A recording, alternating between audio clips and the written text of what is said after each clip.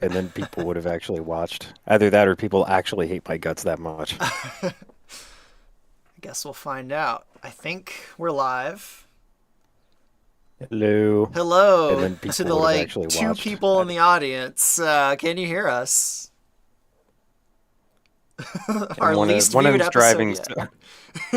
one of them's driving, so you know they're not going to respond. Well, then I guess we'll just keep going if no one responds, and hopefully Yeah. it's actually recording or Yeah, it's live. broadcasting. I've got it on my end, so I can see it all. All right, cool. All right, hello, the two or three people that are here. Welcome to our least viewed episode yet.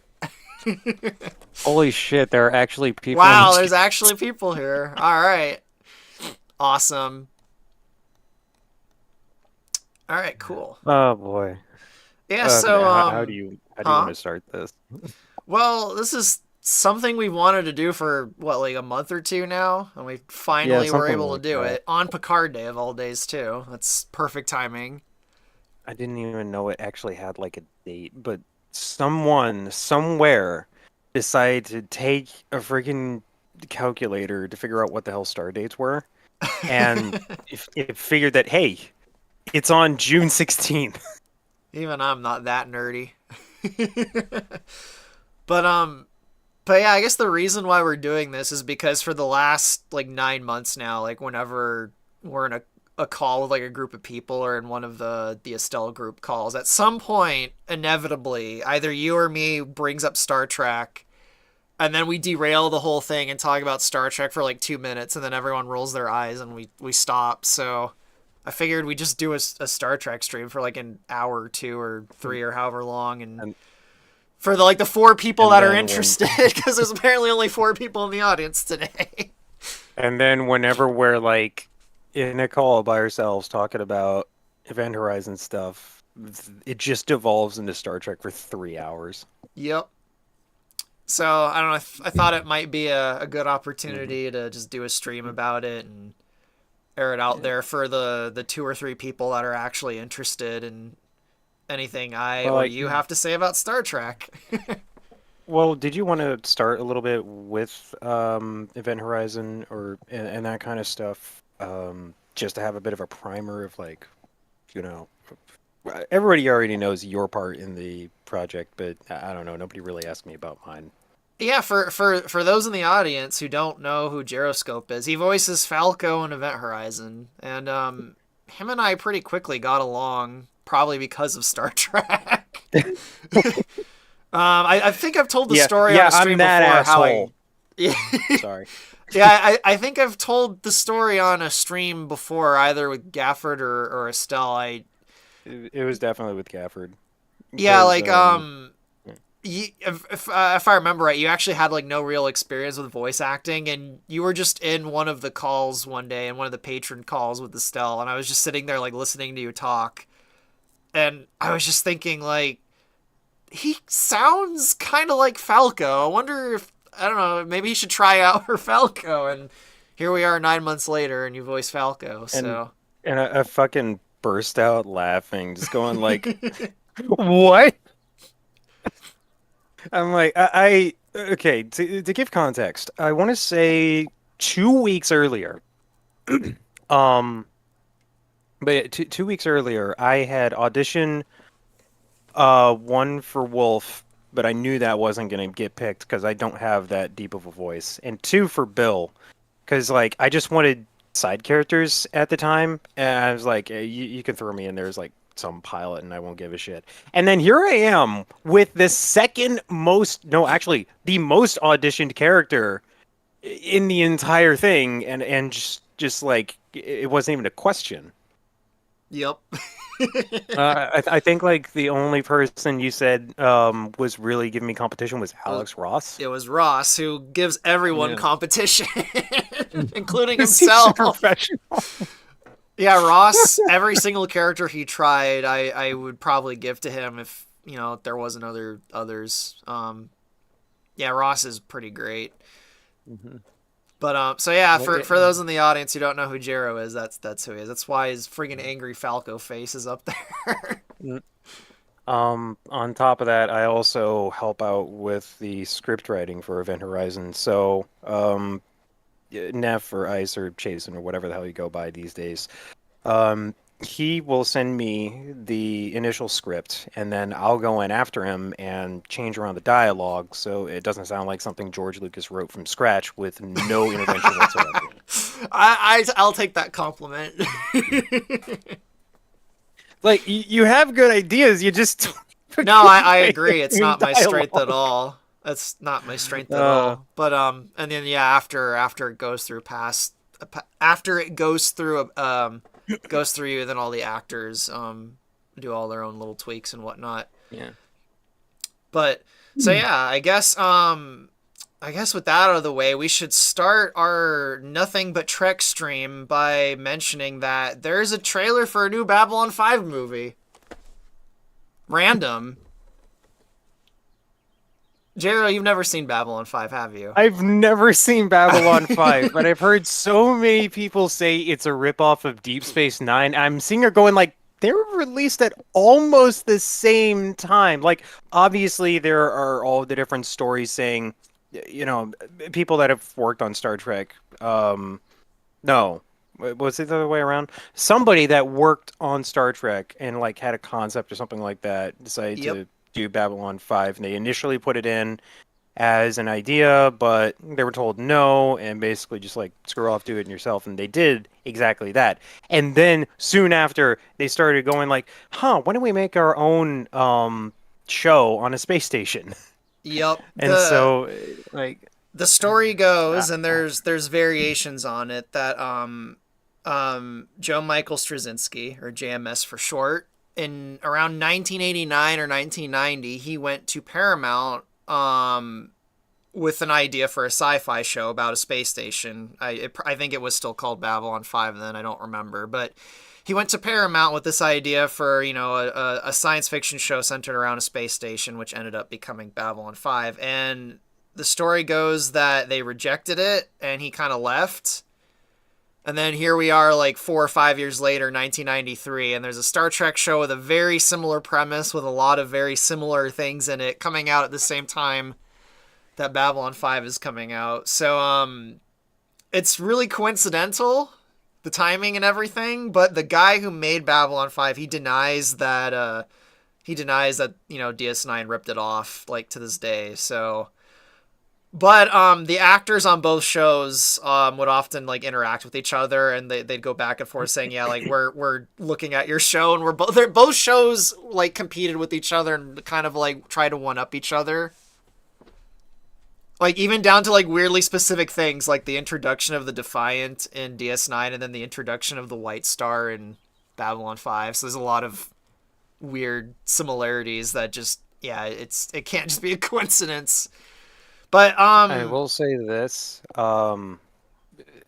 Deep Space Nine definitely had a leg up when it comes to the uh, the visual the production. budget, yes, it The did. budget, yeah, it Um, looked so much better. the interesting thing about Babylon 5 though is it didn't have a huge budget, but that's an interesting thing about the show and what made it successful is, to my knowledge, it's the first show where everything was planned out before they even started filming it. Because like most shows at the time, like you only film several episodes and you kind of do it as it's airing, as it's going along. But Mhm. with, you know, some variation with Babylon 5, they plotted out every single episode, and then they budgeted every single episode, and everything was planned before they actually started filming, so they never went over budget at all, which is pretty impressive for 1994, 1993, whenever that was. Or was it 95? I don't remember. I think it was 93. Um, But yeah, something like that. yeah, there's a new Babylon 5 movie, and they just showed a trailer, and I actually And don't. it's animated. Yeah, I don't know how I feel about that. Maybe I'll give it a shot, but we've Oh already. God, I'm looking at it right now. It's I it's not. It doesn't look like the kind of thing I'm interested in, and it's a multiverse thing too, which I'll put it to you this way. God, I can't. I'm trying to think of what I'm supposed to compare it to, but the first thing you are not going to know what this is. I didn't know what it is until my partner told me about it and showed me it. But have you ever heard of Appleseed? Which Appleseed?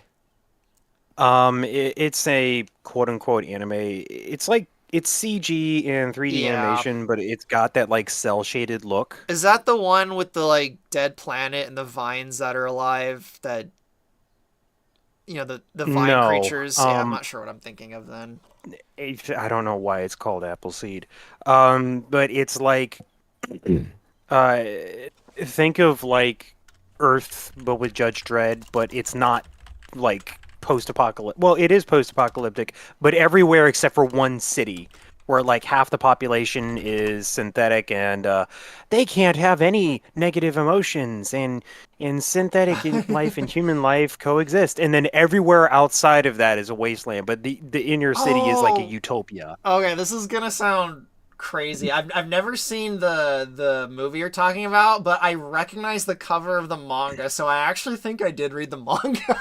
like like It's 20 years weird. ago. I'm pretty sure I've read the manga.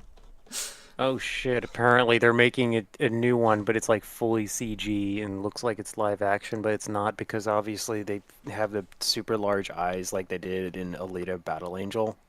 Yeah, I'll I will pass. say Briario's looks pretty fucking cool though. But let me hold on. Somebody said it really, really well in chat. That crunchy 90s PC game CG. Yeah, Babylon 5 had was one of the first shows that really pushed the whole CGI thing, and obviously it's aged, hasn't aged very well. It looks very Age like 90s. milk. But at the time it really was pretty impressive. I remember when I first saw it, I'm like, this is like really cool and weird. I kind of like it. And the CGI did improve as the show went on. So that's always a Well, yeah, I mean, plus. even Star Trek finally bringing the conversation back. Yeah, back to Star Even Trek. Star Trek had it. Even Star Trek had its really like bad CGI moments. In particular, I know exactly what Star you're Trek thinking. Voyager. Do you know exactly what I'm thinking? The macro virus? Oh, okay, fair enough. I'll give you that one. But I guess but I'm the not thinking the same macrovirus, thing. it's not as jarring to me personally because like that episode literally just leaves my head because of how boring it was. But I'm actually thinking of Scorpion parts one and two. 8472, Well, yeah. That yeah. was the other one. But again, No, when I first saw Voyager, I thought that was really cool CGI because it it was it new. was well, the part that really stuck out to me, at least actually, for part one, I think they fixed it in part two. But in part one, the frame rate for all of the space sections was so much higher than everything else because when they filmed it on oh, what was it 8 millimeter film? I'm gonna sound like a fucking idiot. They filmed it on film as Yeah, opposed to but like yep, digitally, as opposed to using tape. yep. Um, They 30 did that millimeter. That's with what it pretty is. much everything until the early 2000s. They'd film their shows and movies on film and then digitally put the effects in after, and yeah. You can thank George Well, Lucas for changing that actually. yeah. Um, but the reason I'm bringing that up is because when you look at the scenes with like Voyager moving through space, or even with 8472, you're going to notice that the frame rate spikes, and it's Yep. going to go as high as possible, which for that time is not 60 frames a second, obviously. I want to say it's 24 as opposed to 30. I'm 30 frames as opposed to 24 I think it because is 24 frames per 30. second I think it is is 30 yeah. cuz most So movies and shows are 24. And yeah, it looks so a little smooth for 24. yeah. So the show would be in 24 frames per second, but all of everything in space, as well as the aliens, the CGI aliens, would be in 30 frames a second. So it's really, really jarring.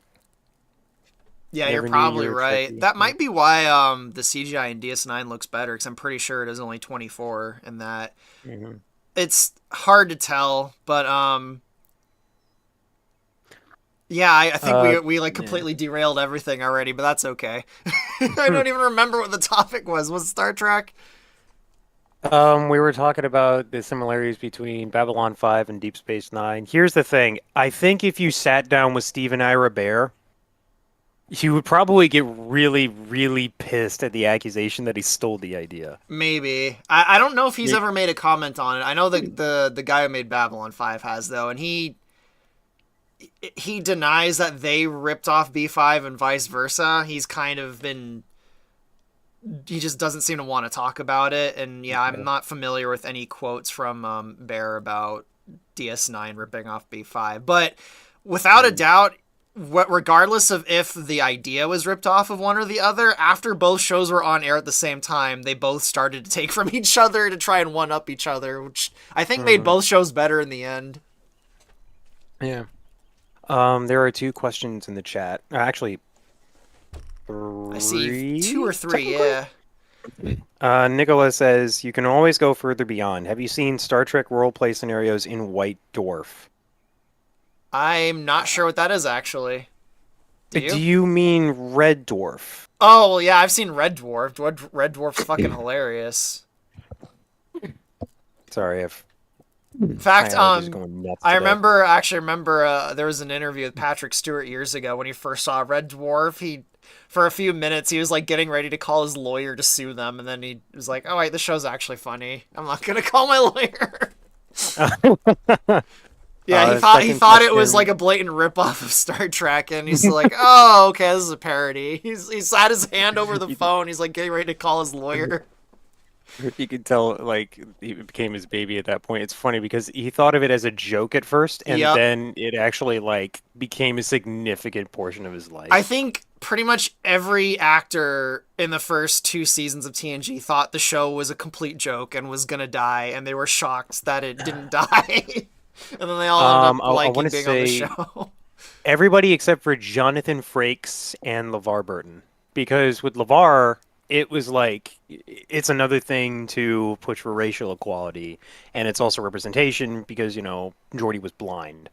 For Frakes, it's because Because like he's he freaks. had such well, one, because he's Frakes, and two, because he had such long sit down and talk sessions with Gene Roddenberry. Gene fucking loved Frakes I can tell for he did. some incredible reason The guy's because got he just like charisma. he pulled him aside and is like, "Here's my vision for the future," and he did that for hours on end, and like, and you can tell, especially because he's still involved with Star Trek, even if he's not acting. He's had a hand in every series since TNG. Yep. Like he's He's directed in at directed least all of them, one yeah. episode. He directed two of the movies. He directed quite a few episodes of And, Enterprise. Yeah, two of the movies also, yeah. yeah. Wait, he Anyway, direct Insurrection also? he did direct Insurrection, Okay. which is probably why it wasn't as depressing as Nemesis. Oh, Nemesis. We'll get to Uh, Nemesis. yeah. um, Quick question for all: what is your favorite Star Trek race by spaceship design or culture? That's a Breen. very specific question. Breen. You said Breen? Breen. Just Breen the Breen. end. Um. Oh God, that's a. You have to come back to me on that one. I mean, I want to be a basic and say Federation. I've said how many times how the Galaxy class is my favorite design starship. The Like it Federation used to be. aesthetics for both TNG and especially like the movie the TOS movies, both of the aesthetics are really really awesome and really Oh unique. yes, like the refit constitutional class. That's when it really started to pick up, and that's when just like it's looked so pretty. Yeah, I'll even go out Um, on a limb and yeah. I'll defend the pajamas in the motion picture. I see my friend Inari in the chat. Hi Inari, how you doing, man? Hey, we actually have nine Um, people in the audience. Wow. that, that's what we were expecting. I just noticed Let's Sir see here. Bowlerhat's question. Kirk or Picard? My answer is fucking Cisco. Well, okay. I am a little bit biased because I'm bald. Fucking Cisco. Cisco's bald too. Well, He didn't eventually start bald. he didn't start bald, but he Like, would have been if he had I his mean, way. I mean, man, if I had to be a general in a war, I would sure as shit go bald too. I mean, I know it was way before that, but you know what I mean. Let's see here.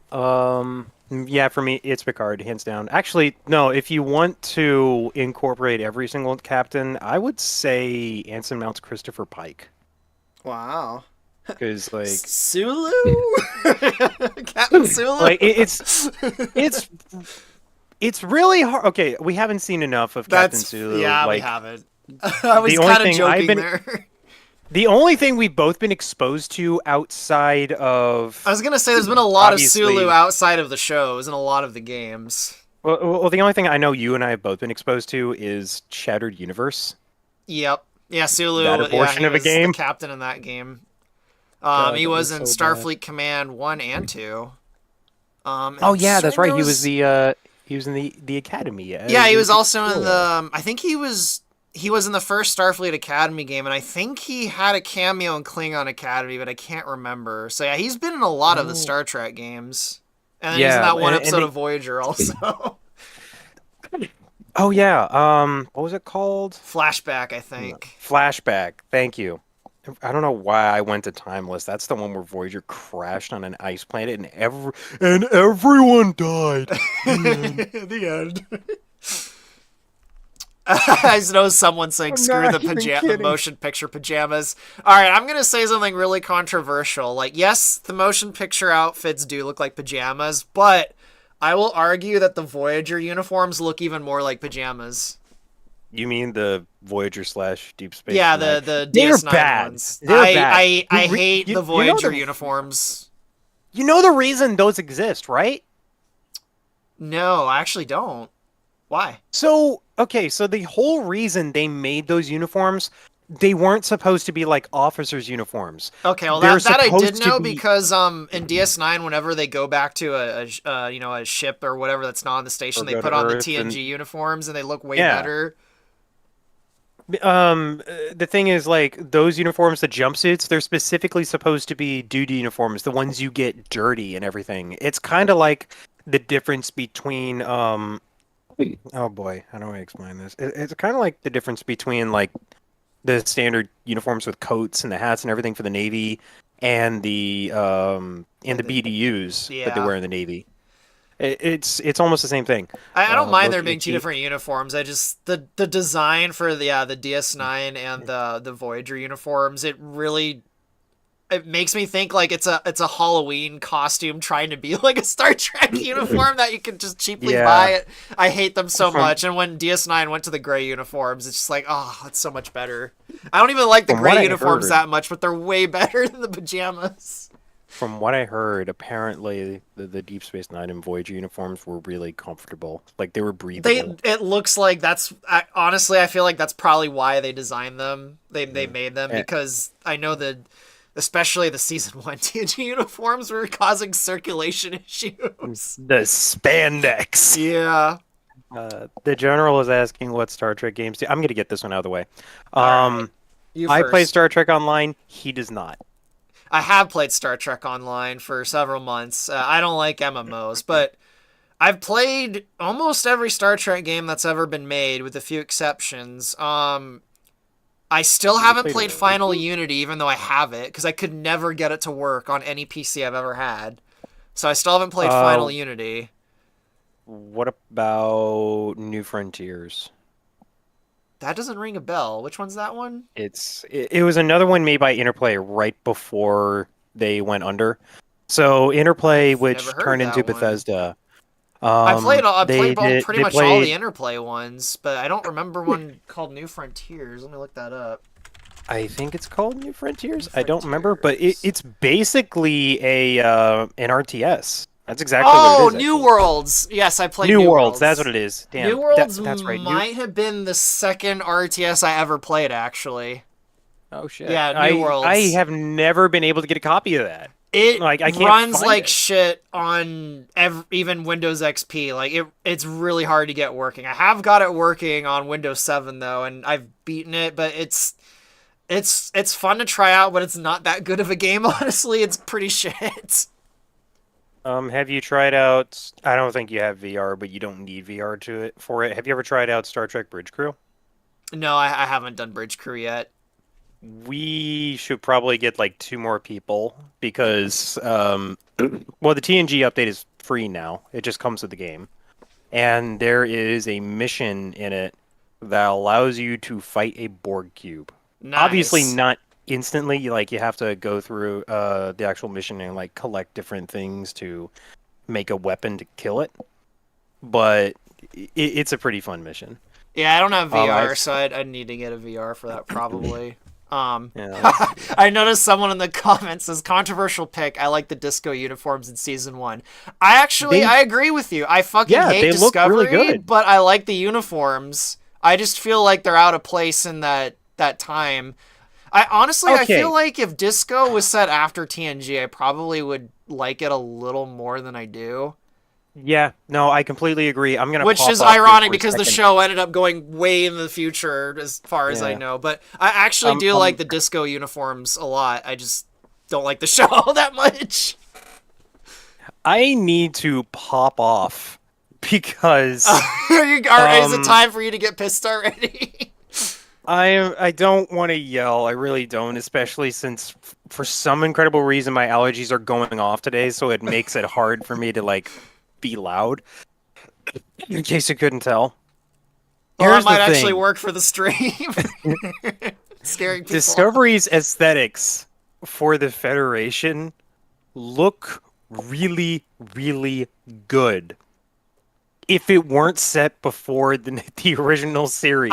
agree with That was I the agree with you pretty much completely on that. that was the single greatest mistake they made. The aesthetics for the Klingons sucked. The ship designs look great if they weren't Klingon because I there was is gonna say already I was gonna say all of the designs and stuff for the new Klingon stuff I do actually like. I think it should have been a new alien species, not Klingons, I think they should have been Romulan. I think they or should have been Romulan sans the weird faces. or alternatively, and this was a rumor before the show came out that they were some kind of like ancient Klingons that had been asleep for thousands of years or something, and they got woken up or whatever. Yeah, okay, I could believe that. I think that would have been an interesting idea. Like they were like basically Klingons that have been like in cryogenic sleep or because the designs for their ships and stuff got leaked and the ship's called the sarcophagus ship, so people are like, "Oh, these might Hmm. be like undead or like frozen Klingons from the time of Kalis or whatever." I think that would have been And interesting, but yeah, what we got just yeah, no. It and just and then it wound up just being like all the dead bodies covering the ship. which again is an interesting and like heavy metal idea. Just if you know anything about Klingons, they wouldn't do that. Yeah, but Very the other weird part that bothered decisions with me that show. about the other part of me that bothered me about Disco is how fucking dark it is, both literally and metaphorically. Yeah. So definitely on the metaphorical part, because in the first episode, when they're having actually no, it might be the second one. Point being, in the Battle of the Binary Stars, where the Shenzhou is getting ripped to pieces, and Burnham's already in the cell for mutiny, rightfully so. Um, and like when when the cell gets like blown apart and she's stuck in there and has to convince the computer to let her out. Um, there was a moment where the helmsman wandered inside and he was trying to go to sick bay and he's like so confused and everything is like, I thought we were supposed to be exploring space and that kind of stuff. And then he fucking dies. And then he dies. I'm sitting Oh there my! I remember watching that. this, Yeah. going like, Like, you is this a actually parody or something? you killed the the literal embodiment of Star Trek there in Yeah. like, That's oh my god. yeah. I don't. I've only seen like 4 or 5 episodes of Disco, and then I've seen a bunch of Yeah. clips. I don't like Disco. Maybe Season I'll pick it. 2, Maybe I'll try and give it a shot again later after yeah, like I've softened on like how much I didn't like it. I Because will say that this, and it's happened to me with probably Enterprise. yeah, I will say this, and it's probably telling. They did the Terran Empire really good, It's but not that hard to was, do if you you're know, freaking a vicious dark show. that's but I actually season thought that two, was gonna like, be the twist that it was the mirror universe the whole time. the twist is that the captain Yeah, of the Lorca's. Discovery, Yeah, that Lorca was from the Mirror Universe. when I first watched the show, I'm like, you know what? It would be interesting if this actually was the mirror universe, and then I found out it wasn't. I'm like, I'm done with the show. I'm not gonna. I'm just done. Yeah, yeah. And then Landry, who was the bitch that had like 3 episodes before getting killed by a giant space bugbear. The reason the only explanation behind her character was given in Star Trek Online. Really, that's hilarious. Yeah, and the whole thing That was the behind that moment is that that that actually was the moment I'm like, I don't think I want to watch the show anymore. Is I think the character you're ever, talking about, the tardigrade or whatever, they like beam it yeah, aboard, and then she just like lets it out, and then it eats and her then or it fucking something. mauls I'm her. just like, this is so dumb. I'm done. Like, I'm pretty sure that's the last episode I watched before quitting because I just thought that was. I'm like, why did she do Yeah, that? What? yeah. I What a think that's weird the point that I show. hopped off to, and then I saw that like, oh, it's getting cool, and like it's getting re. They fired the showrunner after the first 3 episodes, and then did reshoots. Oh wow. Like the reason they split the season up into 2 different parts is because they completely had to redo it in the middle of it because people were so pissed. Um, I'm like, it was such a disappointment. Uh, Hold on, Bowler. I know exactly what you're talking about. I'll bring it up in a second. Um, it's such I a know what he's talking disappointment about too. because Yep. I know about uh, Secret of be, Vulcan Fury. anyway, but it's such a disappointment because early on in development, when Brian Fuller was still running it, it was saying that it was supposed to take place between the original series movies and the Next Generation, and I'm sitting here going like, that would have been fucking perfect, and it was going to be Yeah, an anthology series where you wouldn't just have one crew; it would be several. And I'm like, I okay, would let's bring watch back the that. Monster Maroons. Yes, Captain Let's have Sulu or Rachel well Barrett. more well yeah more Sulu. But what I was thinking of was when Narendra 3. Yeah, the Like, Enterprise C. yeah, like actually seeing that I turn think out, and it all might those still be a actors are thing. still alive. They could have done that. Yeah. I mean, they still could do that. I think all those actors are still alive. They still could do Um, it. you really only need like two, maybe, unless you want to count Denise Crosby. But I think having her pop up in the middle of it's just like, okay, I'm here now. Let's get Yeah, ass just suddenly appears like, hey, where'd you come from? Would confuse anyone who's Yeah. never seen TNG. And instead, I think they should focus on the viewpoints of the Klingons specifically, because it is a much bigger moment for the For Klingon Klingons, Empire yeah. than it is for the Federation. Like, the Federation lost one ship, and it happened to be named Enterprise. For the Klingons, it was a devastating loss to the Romulans, and it actually shaped Klingon politics for decades. Yep. Anyway, but yeah, Bowlerhat's talking about Secret Yeah, of I'll take a Vulcan look at the Fury. chat for a bit. Yeah, I'm Yeah, familiar I'll with Secret definitely of do that. Vulcan Fury. I'll also defend Star Trek Five. I actually feel like the biggest problem with Star Trek Five is just its visual effects. They look like ass compared to all the other movies. The biggest Um, problem with Star Trek Five is the fact that William Shatner wrote and directed it. yeah, it could be better, but I think people shit on it too much. I actually like Cyborg's one of the more interesting villains in all of Star Trek because he's one of He's the not exclusively evil. I Like, know he has a exactly. righteous He's not cause. evil. Like he's just like I want to help people. Like And he even had a moment in there where he's realized he's been duped, and he just like runs up to the thing and is like, he's giving everybody a chance to run away. Like, he goes out in a very noble way. The problem is, what does God need with a starship? it's a very William Shatner sounding movie. It's not it's I would say it's I actually like it more than Star Trek 4. That's probably controversial. Other than Star Trek 4 though, it is probably my least favorite of the TMP movies or the I original mean, series that's the movies. thing. Star Trek 4 is so beloved because it's extremely campy. I think that's the reason why that and First Contact are so well beloved. in the franchise Like because I don't hate Star aside Trek from 4. I just don't like it that much. When I was a kid, I yeah, liked it, and then I watched it again like a year or two ago. After I hadn't seen it in 20 years. And the theme song starts, and I'm like, man, I love that theme song. And then when they go back in time, the movie just kind of falls apart for me. Like the first act of the movie, I actually think is pretty good when it's setting up the threat and everything, and Earth's getting destroyed by the probe.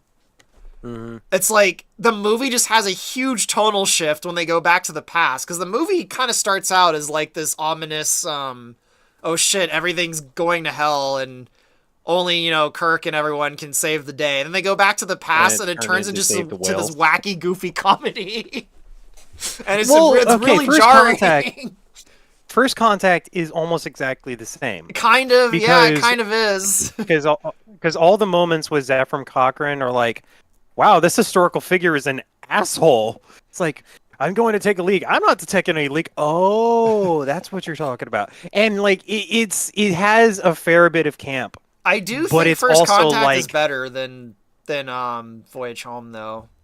oh, Even though it I do is. I'm think not First doubting that at Contact is all. actually another controversial opinion. I do think First Contact is a bit of a weak movie, but I think it's better than four. That's where you and I are gonna have to disagree. I okay. Like, I like First Contact a lot. I hate what it did with the Borg, because First Contact basically is the what started all the dumb shit with the Borg. It's the movie that turned the Borg into dumb okay, zombies. okay. You have a point about that. The introduction of the Borg Queen definitely could have been done better. It's just like Which they is a wanted to give shame her a because face so she's that way very they could make wonderfully her played in alluring. that movie. Oh yeah, Alice Krige is fucking amazing. Um, and they definitely took that concept and made it so much better in Picard season 3. We're going to talk a lot about that at some point, by the Yep. way. We might have to do two But streams if this goes on too long. yeah, honestly, I think what they did to make them scary, like doing up the outfits again and showing this gruesome, like gory process of assimilation, made him so much more terrifying.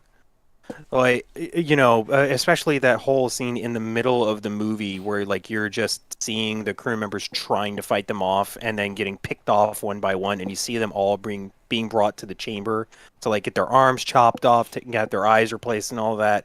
And like you see the blood and you see all the stuff coming out of their faces, and they're standing there hopelessly, just like they can't walk away or run or anything like that because they've already been stuck with the nanoprobes. They can't think anymore.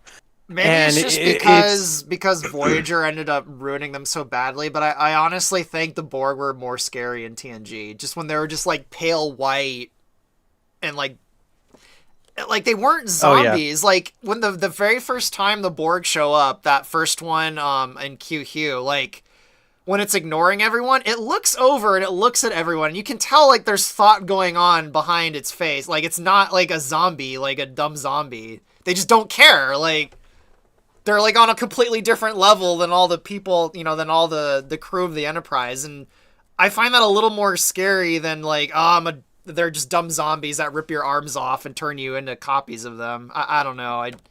That's just me, I guess. Oh yeah, and the Well, Borg you can babies do too. both. Yeah.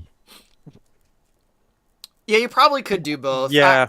I don't know. You can do both at the same time. I like the aesthetics of the Borg more in TNG, where they're like pale white and like I don't know. It's just me, I guess.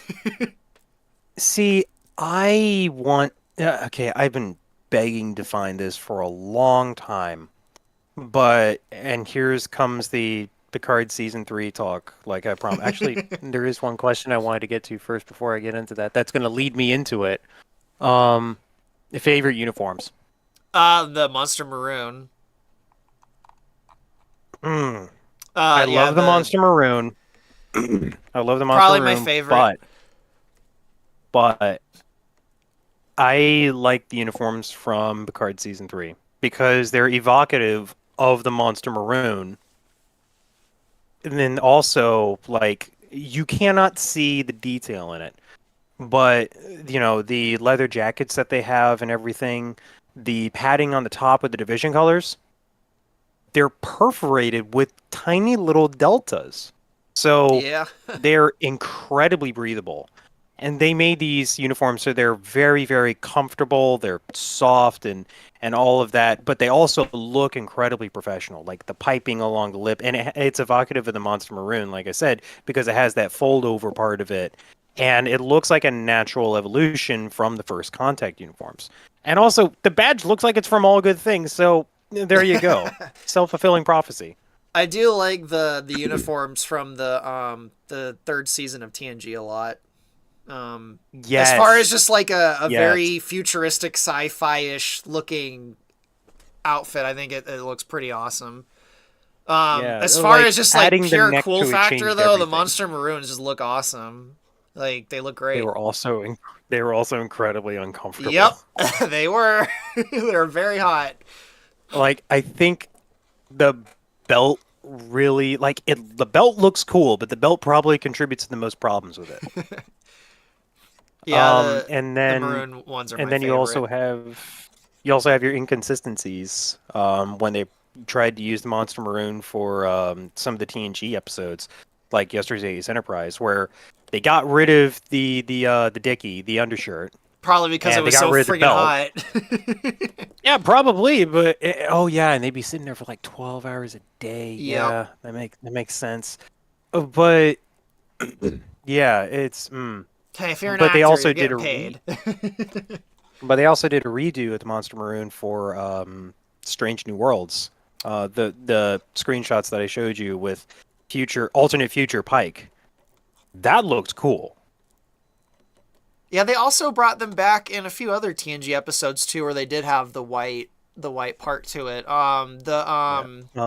Which one The episode was it? ones with Jack. Wait, the white part. Hold on. No, not the one with Let Jack me. Crusher. I think it Yeah, I was was about to say he Was it didn't the one have with it. Scotty? I don't remember. No, it I'm was actually the thinking the one with Voyager the one. It The was the what? one with the Bozeman. Yes, the Bozeman. That was it. The cause and effect episode. Yeah. Yes. Another. Speaking of another Fra- weird cameo in Star Trek. Frasier. Yeah. Just more fuel Uh, for my every actor who's ever existed was in Star Trek at some point. Actually, a weird story about actors in Star Trek. About a month ago, I think I almost had a chance to get. I had a chance to meet one of the random ensigns who was in TNG. Was it Ensign Knight? I almost had a chance to meet yep. her, and I was gonna try and ask her if she wanted to do some random lines for Event Horizon, but I ended up missing the timing. She was gonna show up, so that didn't happen. Sadly, that would have been a Well, hilarious cameo for Event Horizon. Just Ensign well, Knight as a random Cornerian ensign or something. That would have been great.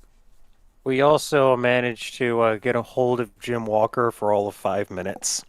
Yeah, but that's not. He flatly Yeah. declined. You never told me why, but I don't know if maybe we shouldn't say that here He on the stream. he didn't give me a reason. He just wasn't interested. Oh, okay. Yeah. I'm honestly mm, not surprised. He probably had I don't know if he does stuff with Nintendo anymore, but I'm not I surprised he don't. turned it down.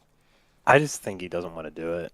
Like it's Maybe. as simple as that. Well, There's no like I looked him thought up behind it. after you'd gotten in contact with him a while ago, and he's only done like 3 video games. So it's probably not even his career. Isn't he a musician? Yeah, he's a musician. Yeah, I don't even think he's really a voice actor anymore. So it's probably why he Mm, turned down that yeah. role. But yeah, there's been a few of the original voice actors that have turned down the chance to be in Event Horizon. Most of them is because they're tied to Nintendo and they don't want to risk their jobs. I'm not gonna name names, but we got the best one, so I ain't complaining. Mm. um, Going back to what I was trying to say yeah, earlier. sorry we derailed that. No, like we usually do. Um, but talking about Picard season 3 and the Borg again, like you know how they had those two drones in the final episode? Yeah, I have yet to find any production photos of them. I couldn't find anything. And what little and Mandela effect. They don't even exist. we did not see much in that episode aside from like one face. I just wanted to know what they look like and what changed a little bit because it looks like a fusion between the Next Generation series and First Contact drones. To where like they do look zombie-like, but they have all the different tubes and the stuff stacked on top of them with the armor, and it looks a little less organic. Yeah. Then again, it did look like a walking corpse, which they pretty much were at that point. Yep. Yeah, they literally were like, I think half their flesh had like fallen off or whatever because of the queen or whatever. I need Yeah, to watch that episode again. Yeah, I watched that one with you and I haven't seen it since. uh, I've repeated it like what 7 times now. I was gonna watch it again on a higher quality screen, but I haven't gotten around to it because I got sidetracked. But Oh, it's yeah, so good. It's so pretty too. Like, you know how Jordy was talking about the port in a cell cover and that was being a nightmare in the episode before it when yep, they were showing off the restored Enterprise? There are actually sections of it where you can see like that scratch in the nacelle cover. nice. I So did they notice maintained one that. detail I noticed, and it was in the last episode. If you look on the front of the saucer, you could still see the scorch It's mark from burned. where it The crashed. burn marks. That was You want pretty cool. you want to know something worse? Oh no, what I miss? So they cleaned up the model when they put it on display and got everything matching and everything perfect, and it's exactly the way it should be, fully restored. They forgot to put the name and registry number on it. Oh shit! How? So How did they I forget don't that? know. On the model building, they'll look at it. It's not there anymore. I mean, you could just It's say like, did that they Jordy paint was them? gonna paint a new registry on it or something after it was done. I don't know. I mean, obviously, you would have to you would have to repaint the whole thing because of the scorch marks, and two, you need to take Syracuse off the rest of it. Yeah. It's fine. It Oh was just man. Jordy was gonna replace it with a new registry. But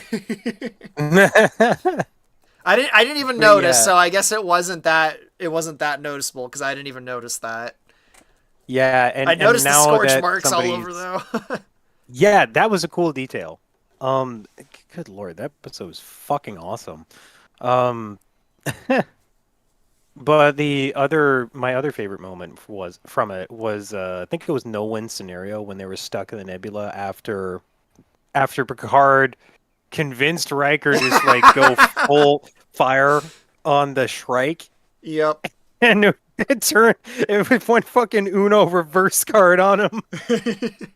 I think is No Win Scenario the episode after that when they get out of the nebula. Yes, Yeah, that probably yes, was my it's favorite episode of the third season. because it has a lot of character development moments, like setting the world on fire. Shaw was fucking amazing. That probably was my Oh, favorite episode. I do like the one after it a lot with Ro. Spoilers for anyone who hasn't seen season 3. Ro's in it. Sorry. Yeah, I should just say and there's gonna be she, spoilers left and right for it's every been a Star Trek month. series and movie that's ever existed, probably. It's been a month. People have had their chance. Strange New Worlds episode 1 did just come out yesterday, so I'm going to ask people don't talk about I that. haven't seen it, so Um, I mean I still haven't finished the first season either. So I haven't seen the first episode yet, but I'm probably going to do that later today. From what I've heard, it's really good though. Um, but getting back to it, yeah, the episode with Ro Laren is really good, and it also provides a lot of closure because she disappeared from Trek altogether. yeah, that's Because partially because the yeah, actress. yeah, she didn't want She was to. supposed to be Kira, They or Yeah, Kira they was supposed to be really her. wanted her in Trek. They really wanted her in Trek because hold on, I think it was I Moore who might be really wrong wanted here. her to be in DS9. He ended up Let's- getting the actress for Battlestar Galactica when he went on to that. Well, yeah, because she was Admiral Kane, and then she was Yep. only in there for like a few episodes. And they were pretty good Let's see here. episodes. So it's not just that, but Michelle Forbes, they also wanted her to be Janeway. I didn't know that actually, really? Mm-hmm. She was one of the first picks after trying to get her to do Deep Space Nine, where she would reprise her role. Holy Um, crap, that would have been but awesome. With all due but they couldn't pin respect her down. to Mrs. Mulgrew, I think Michelle Forbes would have been way better as Janeway. I mean, yeah, Forbes is a better actress. I'm not gonna lie. Kate Mulgrew did a good job, especially compared to Boogle, The actress which before her. It's funny. 2 days on set and she was Yeah, broken. I feel really bad for Oh her. man. I can't remember. Wasn't she a French actress? I can't remember her name. It started with an E. Yes, French Canadian. French. Okay, yeah. That would have been weird. I think Michelle Uh, Forbes. Yeah, she would have been. Because I think Janeway is at her best when she's fucking insane. Those few episodes where she like snaps and goes completely bonkers, and I feel like Michelle Forbes would have been perfect for like a captain oh, who's just like snapped and gone insane because being stranded in the Delta Quadrant. oh They man. really should have pushed that with Janeway more, but they didn't, sadly. An Another Janeway pick was Susanna Thompson. Who ended up being? Didn't she end up being the Borg Queen? Yep. Yeah, I don't know enough about that actress to imagine her as Janeway. They should Yeah, honestly. They should have just there were a had lot of people. Voyager been the Admiral Bacheyev spinoff series. Did you just say Admiral Bitchaov? Yep. Yeah, Which, for that's the what I thought. record, is That's the probably my nickname. favorite like minor character in all of Star Trek. Because despite the fact that no one seems to like her, she's like the only admiral that isn't corrupt in Starfleet.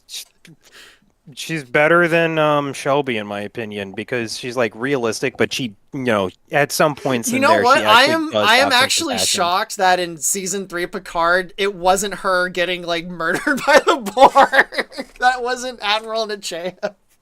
Yeah, That really I mean, feels okay, like a so moment where like they would have thrown in there for like all the people that hate her. Like, yeah, the Borg murdered her. I would have here's been the sad thing. though.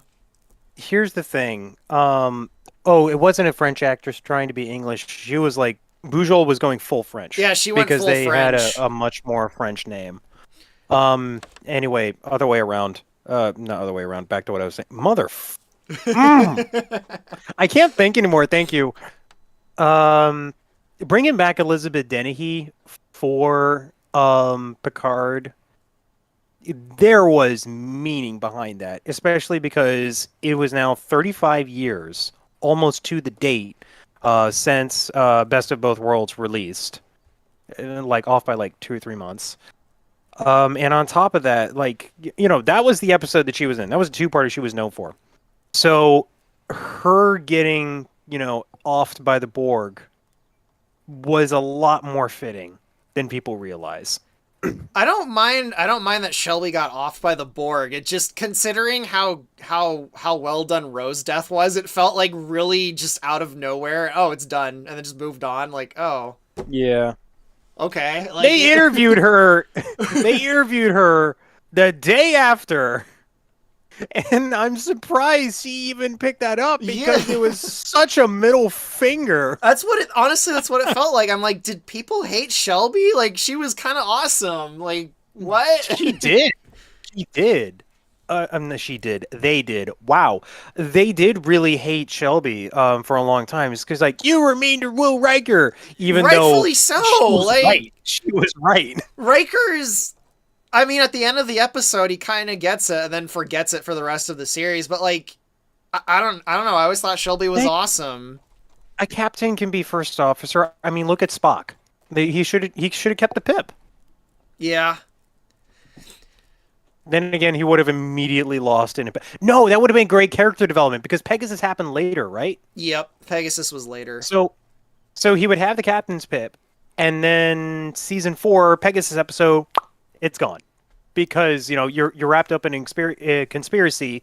We're gonna knock you down in rank instead of outright discharging you. You got lucky. Yeah. I think my problem with Riker after the third season of TNG is they kind of turned him into the guy who doesn't know what's happening in any episode. Almost every episode Yeah, after that point where he's like the main character, even when he's a side character, he's always the guy who's just like, what the hell's happening? I don't know what's going on. It actually becomes funny after a while. Like, he's just like clueless about what's going on in any episode. It's like, well, he's it an becomes really exposition funny. character. Yeah, he basically becomes an exposition character, which he wasn't that at all in the first 3 or 4 seasons of TNG. So I don't know why they ended up I doing mean, that. but it Well, that became kind of kind of makes funny sense after a because while. I mean that kind of makes sense because I'm guessing Gene Roddenberry wanted to use him as a vehicle for, the audience to be able to have some sort of Actually, a grounding to now it. that you mentioned Gene Roddenberry, that might be it. It might be because Gene Roddenberry had passed away. I think he passed away in the third or fourth season of TNG, Hmm. and because like you mentioned No, earlier, no, him it and wasn't Frakes third got or along. fourth. Was it the It second? wasn't third or fourth. It was the fifth Oh or yeah, sixth. It no, was you're later right. on It because was in when the one with reunification, Spock. Yeah, the one with Spock. That's when yeah, he died. reunification episode. I'm sorry, Reunification. part one. Yeah, I I think it know it was a was. 5 to 6. I think it was in the middle of part one that he passed away, and then yeah, part two they Hmm. dedicated to him. I think I might be wrong. No, Anyone part who's one had more the nerdy than dedication. me in the audience of our audience of like 5 people will correct me. I will be surprised if anybody is able to top us at this point in time. I would be shocked. Let's see here. Shelby was one of the main characters in a series of novels. Book fans are pissed. Yes, and rightfully so. This is what New Frontiers is. Star Trek New Frontiers Yeah, it's a with series of Captain Mackenzie. novels. Yeah, with Mackenzie Calhoun and the Excalibur. Yep. Yeah, yeah. Hmm. Yeah, I don't know. I liked Shelby, and I thought it was really weird that they killed her just so suddenly, and like they didn't even like acknowledge the fact that she was dead after the fact. It felt really weird considering how Ro had a really well done death. Like just what 2 episodes before that. I mean, I got the you impression know what like did Terry Matalas said. You know what Terry yeah. Matalas said. I didn't see a death certificate. Yeah, I mean, I didn't And either. I and actually he thought like she wasn't. I thought she wasn't gonna be dead, but then they just don't even address the fact that Shelby got shot by a bunch of Borg, and I thought that was really weird. My thought Well, was here's the like do they thing. think Star Trek fans hate Shelby? Like that's the feeling I got from that scene is like, oh, like this is a character people hate, and we're gonna like do justice or whatever, and she's gonna like justice is gonna be dealt against her, and I'm like, I didn't realize people hated Shelby. Like I always thought she was a character everyone liked. Which Yeah, is why I I was don't know saying what the before that thinking I was feel like behind that. I almost feel like that scene was written for Admiral Bitchan. Because Yeah, I it do would have know a made lot more of people sense for hate Matea. her. I'm like the Hmm. only fan of Admiral Bitcham. I know a lot of people hate that Admiral. Like that scene felt like it was for her. Uh, what is she even doing anymore? What's the actress doing right now? The Shelby Hold on. actress or Nechaev's No, actress? Nechayev. We know what Dennehy's doing, but I I think she Nechayev. stopped acting for like 10 years. How come I'm forgetting what her name is? It's some Norwegian Let's name. see. Natalia Nagulich. Nagulich, that's her. I would love What's to she get her to doing? do. I'd love her to voice a freaking admiral in Event Horizon if I could pull that off Uh, somehow. That would be fucking awesome. Oh, okay. She is an adjunct professor to graduate and undergraduate film and theater students at the Art Center College of Design, American Film Institute. She's a teacher now. Cool. That's actually pretty interesting. Yeah. Um, I think I think they could probably have brought her in, but I think it For a was more cameo where like, she says 3 lines and then gets shot by Borg, yeah, they could have done that. yeah, that would have been a little bit more fitting, and then have Dennehy actually be one of the people that survives. I think it would have been neat. And I understand logistically they would not have been able to do this because they wouldn't have been able to afford it, and they were like very stingy with their cameos because obviously nobody saw Barkley or O'Brien or Oh anything yeah, like that. Barkley wasn't. I'm actually now that I think about it, I'm surprised Barkley wasn't in that Yeah, season. That's I'm interesting. I'm really sad. I was waiting for Reginald Barkley to be Yeah. somewhere in there, and then it Um. just never happened. Yeah, I'm a little Um, surprised. Actually, I I think I told you this already. I was certain O'Brien was going to show up because the whole transporter thing the was whole such a big transporter deal. thing, and Yeah. then nothing. As soon as one of the freaking transporters was a founder, I'm like, okay, O'Brien's going to show up. Like Yeah. he's because I heard there's going to be like one DS9 cameo, which I guess was Worf. That Because yeah, God no one damn from it. DS9 showed up, so I'm like, I guess it was Worf was the DS9 cameo. Oh my God. But yeah, I'm like, oh, Brian's gonna show up because one, he was in TNG for like what 4 or 5 seasons. You know, At he's least. like the master of the transporter system, and the transporters rewriting people's DNA like was a major thing in the third season. So I'm like, all right, O'Brien's gonna show up. No, he didn't. So I feel like Yeah, that was a I bit of a think waste. like I think like the main reason they couldn't do that is because of budget issues. Because here's the thing, like if they really wanted to have it go off with a bang and still not completely overdo it, is like it's not just the one shuttle with just the seven of them. It's substantially more people that are able to like escape and get away. It was like, hey, what is this shuttle doing going that way? I feel And like a good spot to slip it. I'm gonna say it. I feel like he would have been a better cameo than friggin' Tuvok. Like O'Brien should have been at the okay, Fleet Museum. true. He Could should have have been been at at the the Fleet Fleet Museum, Museum, and that would just have fixing been up that all would the have worked old just crappy fine. ships. Yeah, that would have worked absolutely fine because he wound up being head of engineering for Starfleet at some point, and like that's a great retirement place along with Geordi. Yeah. Um, but the reason why they had Tuvok in there, and I knew saw this coming from a mile away, is Jerry Ryan and Kate Mulgrew Hate do each not like other. each Yeah, other. they hate each They other. hate each other.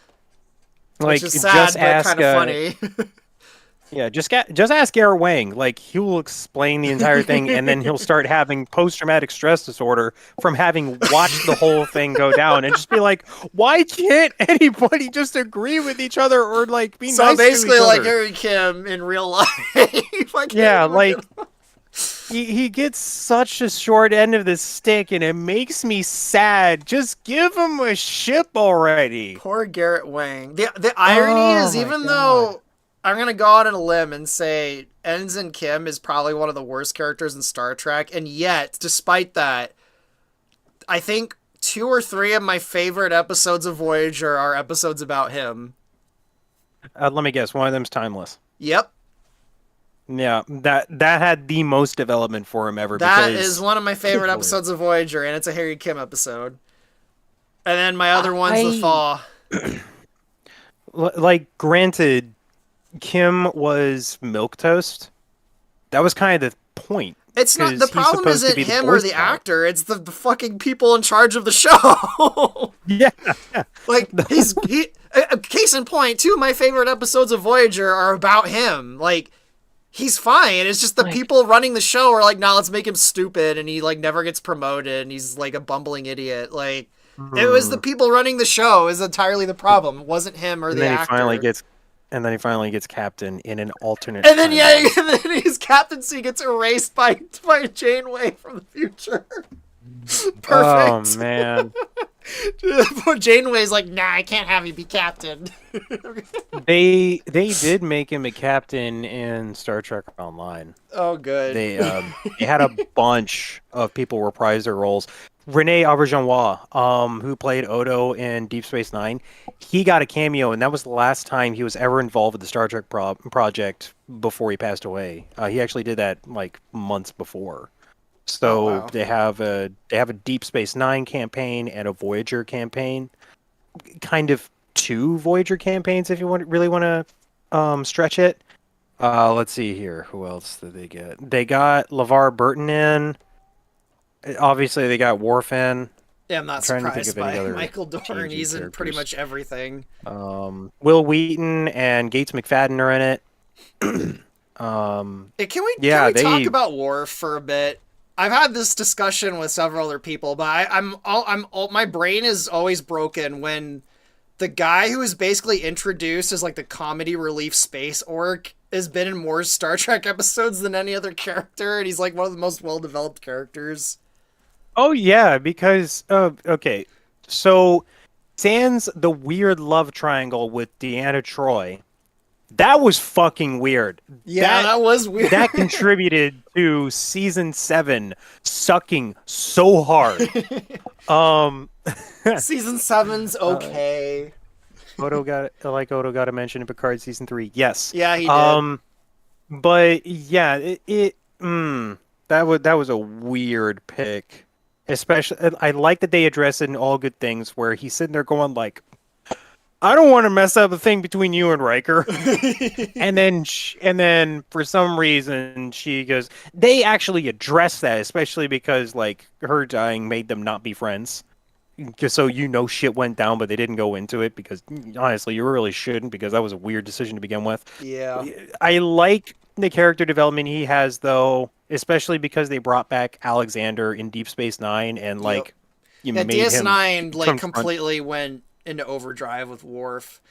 I just Oh I yes. just find it because I hadn't seen it in almost 20 years, but I rewatched the first two seasons of TNG about like 6 months ago.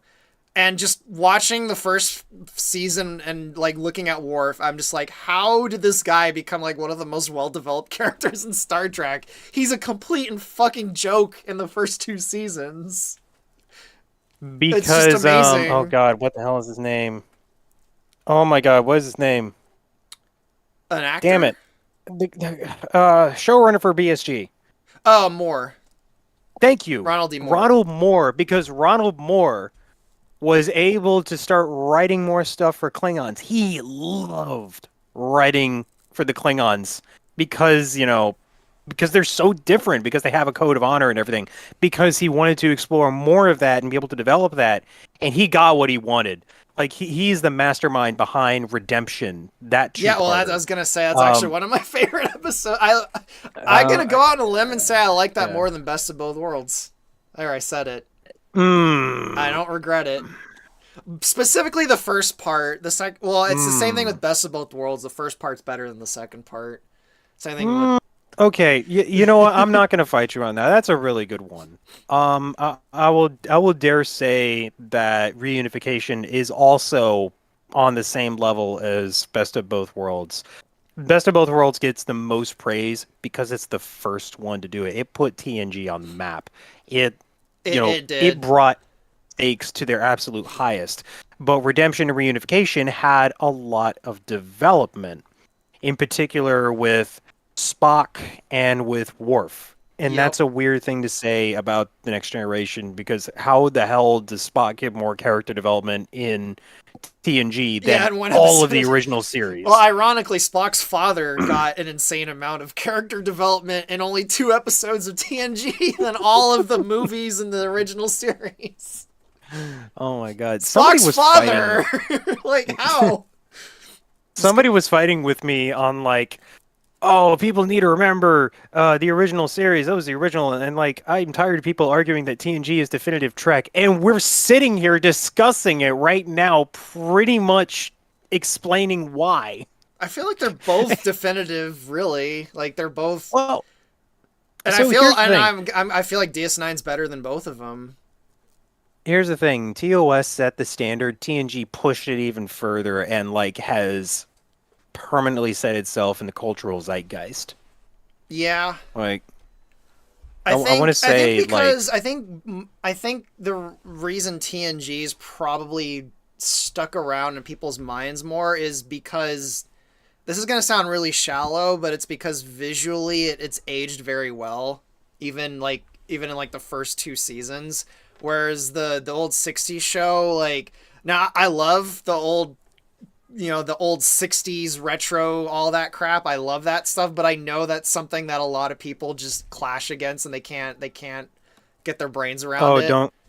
don't get me wrong. The architecture and the set design obviously is much better, and which is why I think Strange New Worlds is such a breath of fresh air, because it takes the original series, it stays true to it, but it makes more technologically advanced. Getting back to the later point in time, but when you look at the set design of Next Generation, you look at it now, and you still think that looks like the future. That looks like a utopian society, what, 300 years into the future, 400. Yeah, um TNG does it visually has aged very well, whereas the original series, specifically the '60s show, like it's like that's not what it's gonna look yeah, like in the future. and I think that's and why on top TNG of stuck that, around. yeah, on top of that, with all of the different technologies that were innovated in it, I want to say it had a contributing hand in developing laptops because Well, I know for certain it 1987, contributed to cell you know, phones. Well, that was actually the original series, no, that but was the original yeah, series. If you want to say Bluetooth with the comp edges, I guess you can. maybe that's Um, a bit of a what stretch. wireless power transfers was a TNG thing.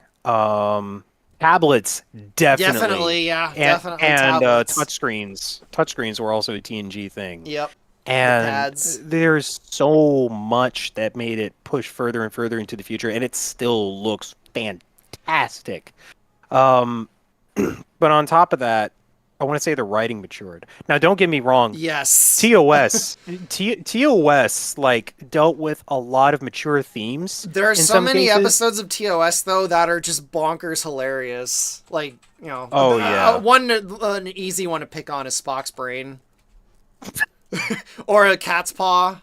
I love both of those episodes, but not because they're great. I love them because they're so bonkers that nothing like that would be made ever again.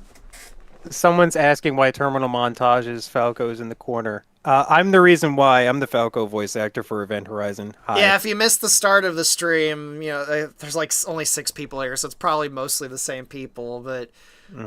Jero voices Falco in Event Horizon, and him and I seem extremely obsessed with Star Trek. So we're doing a Star Trek stream. We've been trying to do it for like a month or two now. Maybe next time we should actually talk about Star Fox. Yeah, this is undoubtedly my least viewed stream ever, but that's okay. We're having fun, and Yeah, that's the whole point. I'm not a Star Trek channel. I don't. I mean, I love Star Trek, and I do a lot of Star Trek stuff, but I don't talk about Star Trek a lot. So I'm not surprised that my audience isn't rushing to watch the stream like Estelle or Matthew Gafford. But that's fine. Like Mhm. we've been wanting to do this for a while, and we'll do it. I don't know. Maybe like Star Trek, this stream will do better in reruns. Oh my god. You're right. Maybe like 3 years from now, this will become one of like my most viewed streams. Oh my. Oh man. Speaking of which, the reason why we even did it on this day, As Picard I Day. think well, Do you mean the game? yeah, I was talking about the game, like, in the fact that they released everything today on Picard Day, Yeah, quote there's a new unquote. Star Trek game coming out, everyone. And it's done by the same people that did Stellaris. And when you look at it, it's It's Stellaris. Stellaris, but Star Trek. And for those of you who don't know, Stellaris is probably my favorite game ever made of all time in the last 10 years. I have spent an unholy number of hours playing Stellaris since it came out, more than like any other game. Mostly because when I played Stellaris, I'm like, this is like the best Star Trek game I've ever played, and it's not Star Trek. So yeah, the Stellaris people are actually making a Star Trek game now. I'm gonna lose another 300 hours of my life to it, probably. So looking through the actual press release now. Remember how that one alien is like, "Oh, looks like we're gonna have Trill," and then I'm looking at it right now, and it says the species name in there. Yeah, It's you not could. Trill. No, if you look at the screenshot in the bottom right, you can see a little logo on the territory. Oh, the Trill Yeah, logo. it's the Trill Okay, okay. logo. All right. That's what. Yeah, I wasn't Uh, referring to the actual alien and the little dialogue mm. thing. Scrolling down at the choose your faction screen, I love like all the different things that all the different faces they brought up in there Yeah, I'm wondering if because you like have to pick between one of the three different, like you pick one of the four. different leaders or whatever.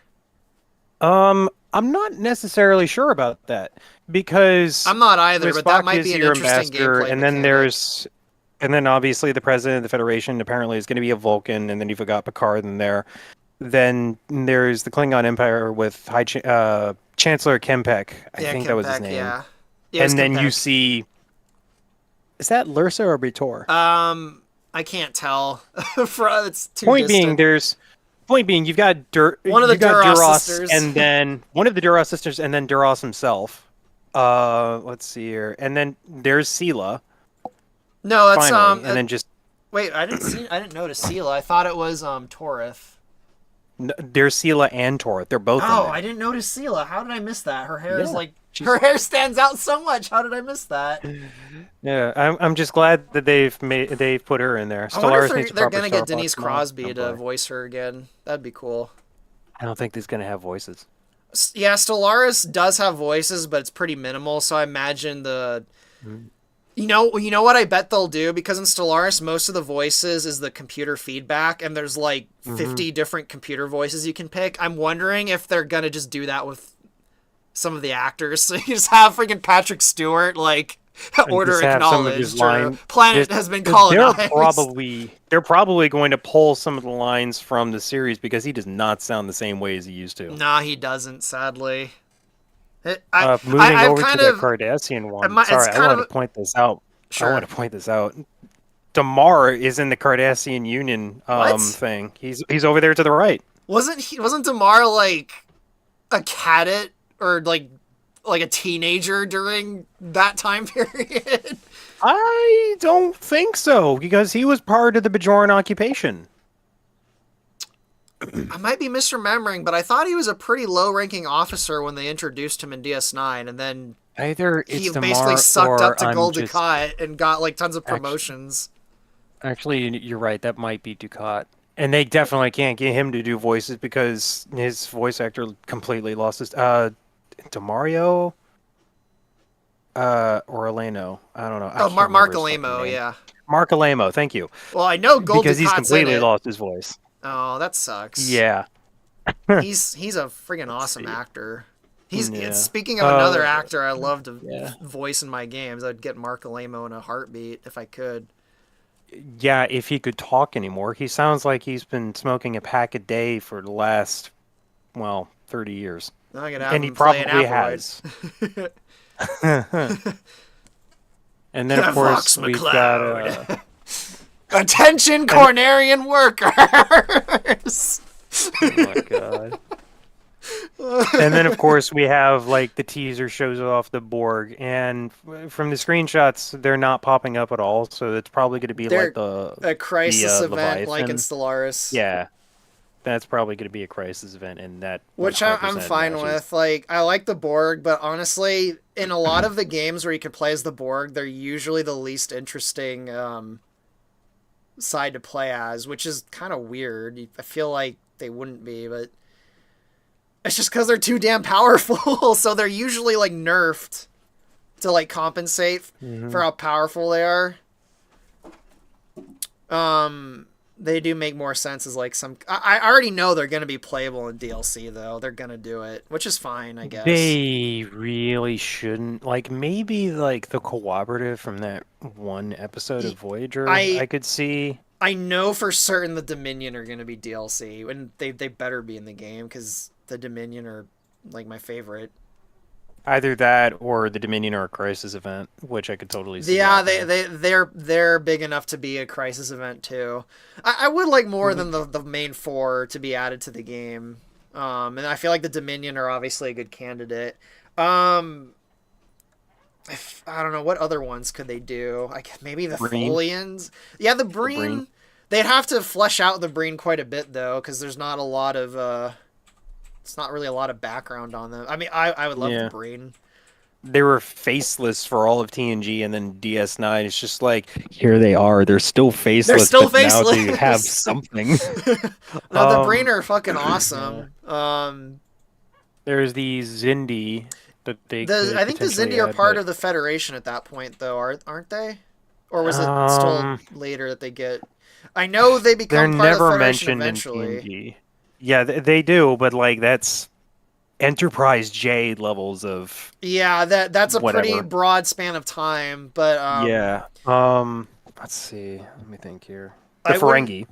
Yeah, the Ferengi were fucking awesome in Birth of the Federation. I would Let's love see if here. they made them playable just like in Birth of the Federation. They were so overpowered in that game. It's hilarious. Yeah, definitely Ferengi. Let me think here. I have What a if feeling actually? that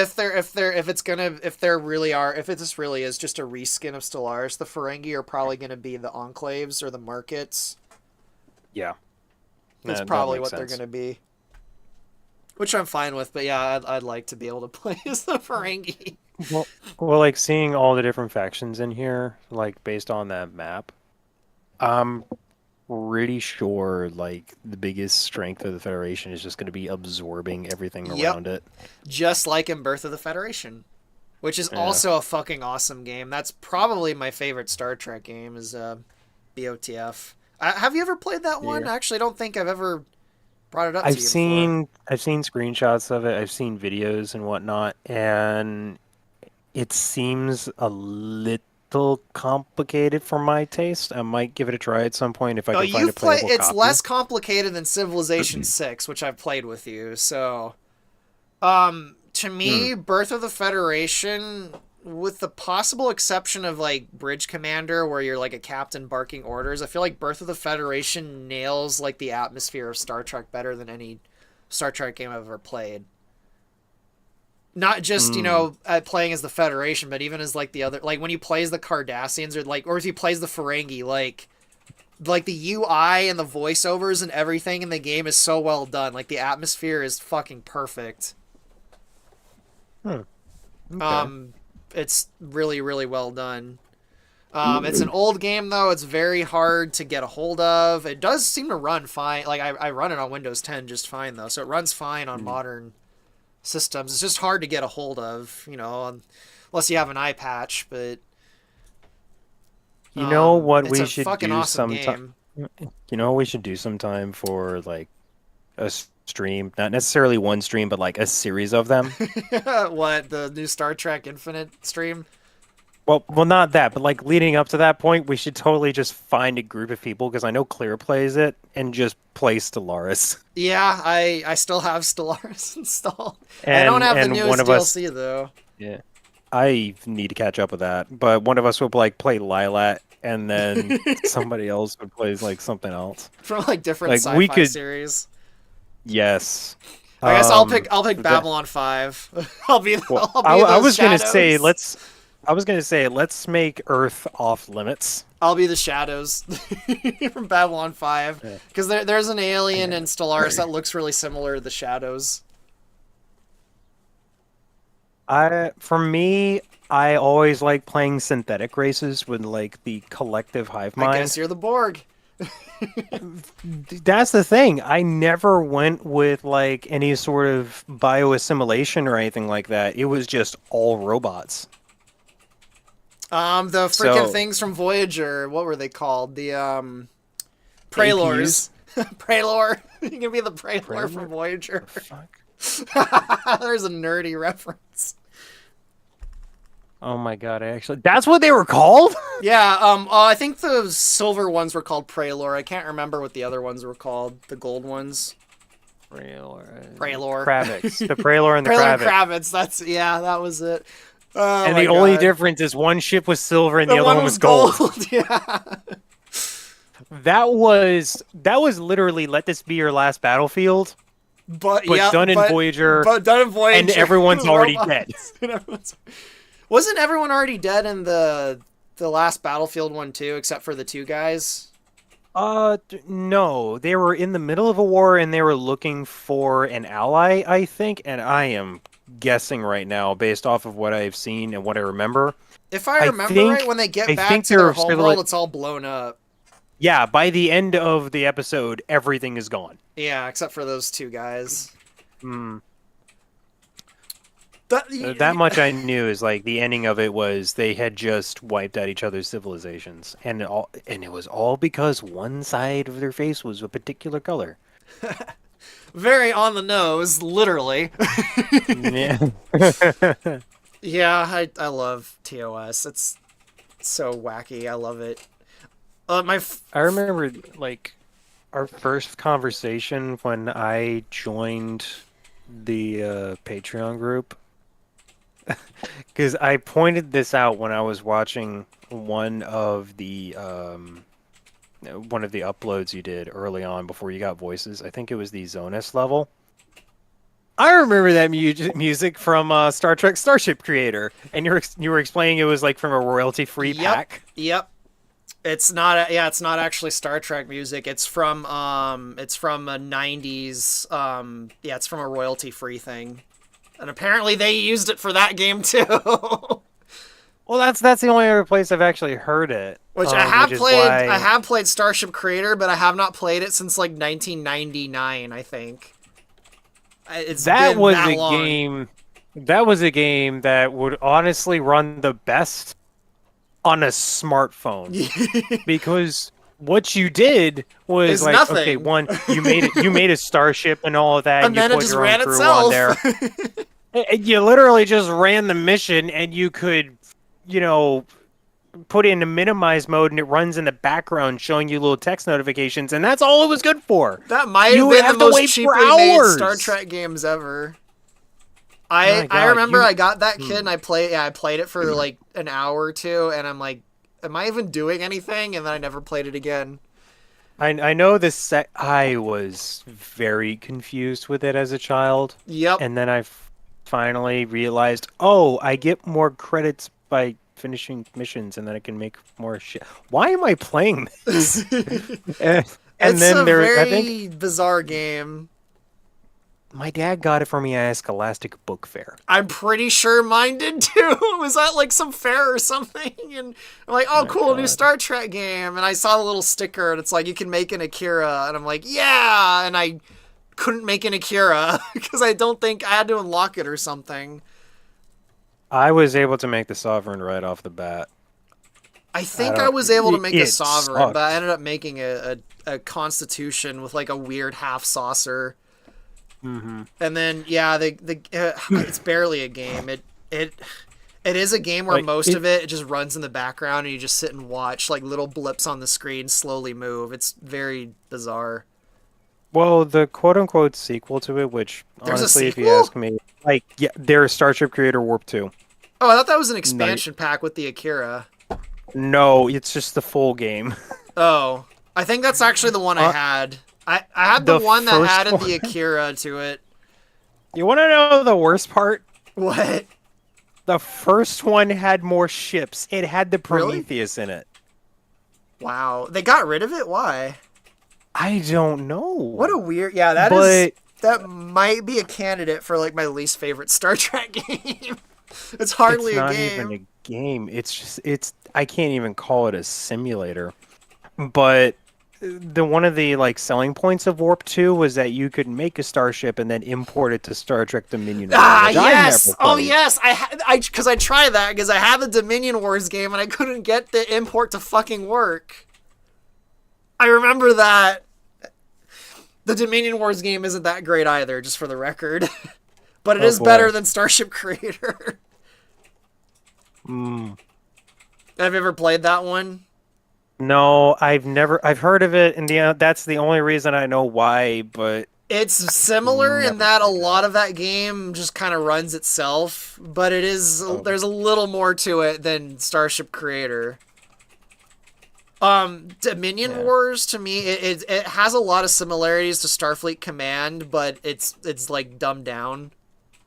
Oh, okay. It has one feature that I always wanted in Starfleet Command, and if I ever make my own game one day, I'm gonna borrow this feature. It's that like the crew that you put on your ships like has different effects on the ships. Mm-hmm. Like if you put freaking Cisco on on a ship, it like has all these crazy abilities that it wouldn't have if you had a different crew member. Oh, Star Trek Online has something similar to that. Yeah.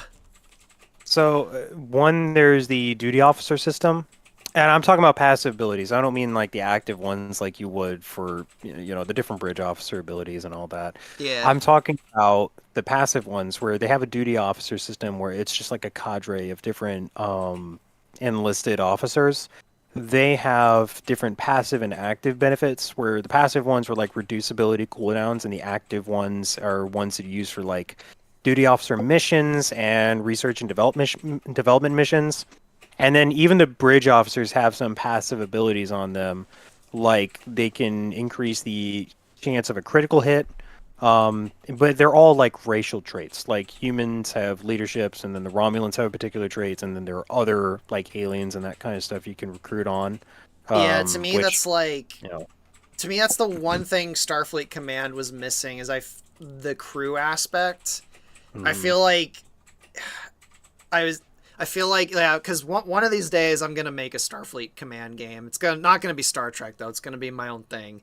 And one of the things I want to put in it is you pick out a crew for your ship and you like level them up and stuff. Because I feel like that's the one thing. I feel like Starfleet Command would be perfect if it had some crew aspect to it. That's like the one thing that's missing from that game. Right. Um, I guess this is just turned into the Star Trek video game stream, which I'm fine with. There's a lot of pretty good Star Trek games, which is Mhm. kind of surprising. Speaking of one of the good ones, Elite Force. That one is great, but in a goofy way. I only just One played the is second great. one for the first time like a year or two ago when they put The it on good old second games. one is bad.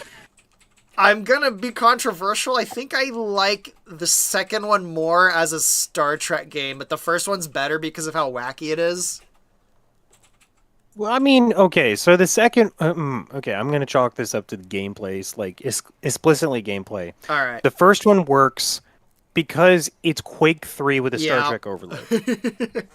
And it's like, as far as gameplay is concerned, it's legitimately fun.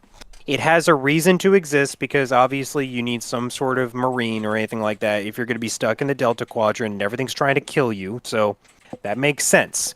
And as a first person shooter, it works great. For Elite Force 2, dear God, that game slowed down way faster than I was anticipating.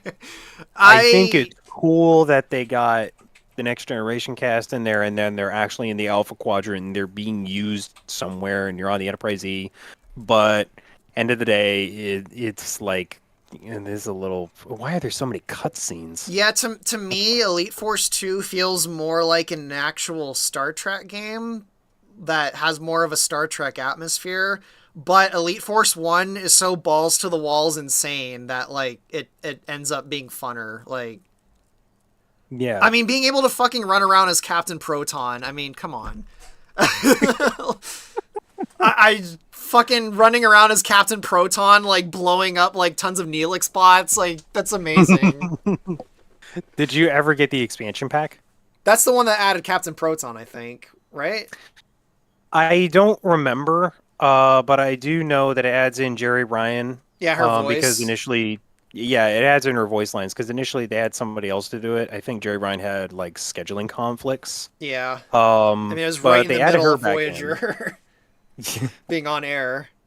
Yeah, I mean, they added her back in with the expansion, and then they also added like the ability to walk around all of Voyager with like all the crewmen in there. It was like after the game actually finished, and you Nice. could go through all the different decks and I visit don't everything. remember being able to go through the whole ship, so I don't know if I actually had the expansion. It also had a new multiplayer mode called Assimilation, where Yeah, I definitely did one not have the person, expansion pack then. yeah, I only had the Assimilation was a original lot of fun. Assimilation was a lot of fun. One person plays as the Borg as a Queen, Borg, and that and sounds cool. You have to yeah, assimilate and everyone one by one, yeah, probably. That does sound cool. the yeah the Borg So Queen. basically, There's a lot infection of mode specific from rules to it. Halo. It is, but hold on. It has a very specific set of win conditions. So the one person plays as the Borg Queen, and they can assimilate people obviously with nanites, but you have to be like right on top of them. The Queen can also transport wherever they want and like not get hit by anything. Huh. And can like assimilate a single target. But if the Queen dies, that's it, game Game over.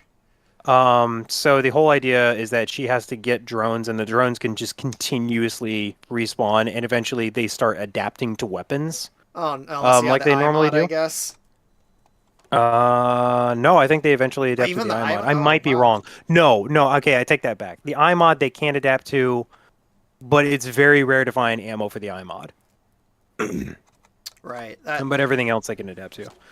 Yeah, that Um, sounds awesome. I never. Yeah, yeah. I don't think I had the expansion then because I don't remember assimilation mode at all. That does sound But pretty yeah, cool. you have to find a full set of players because the AI is dumb.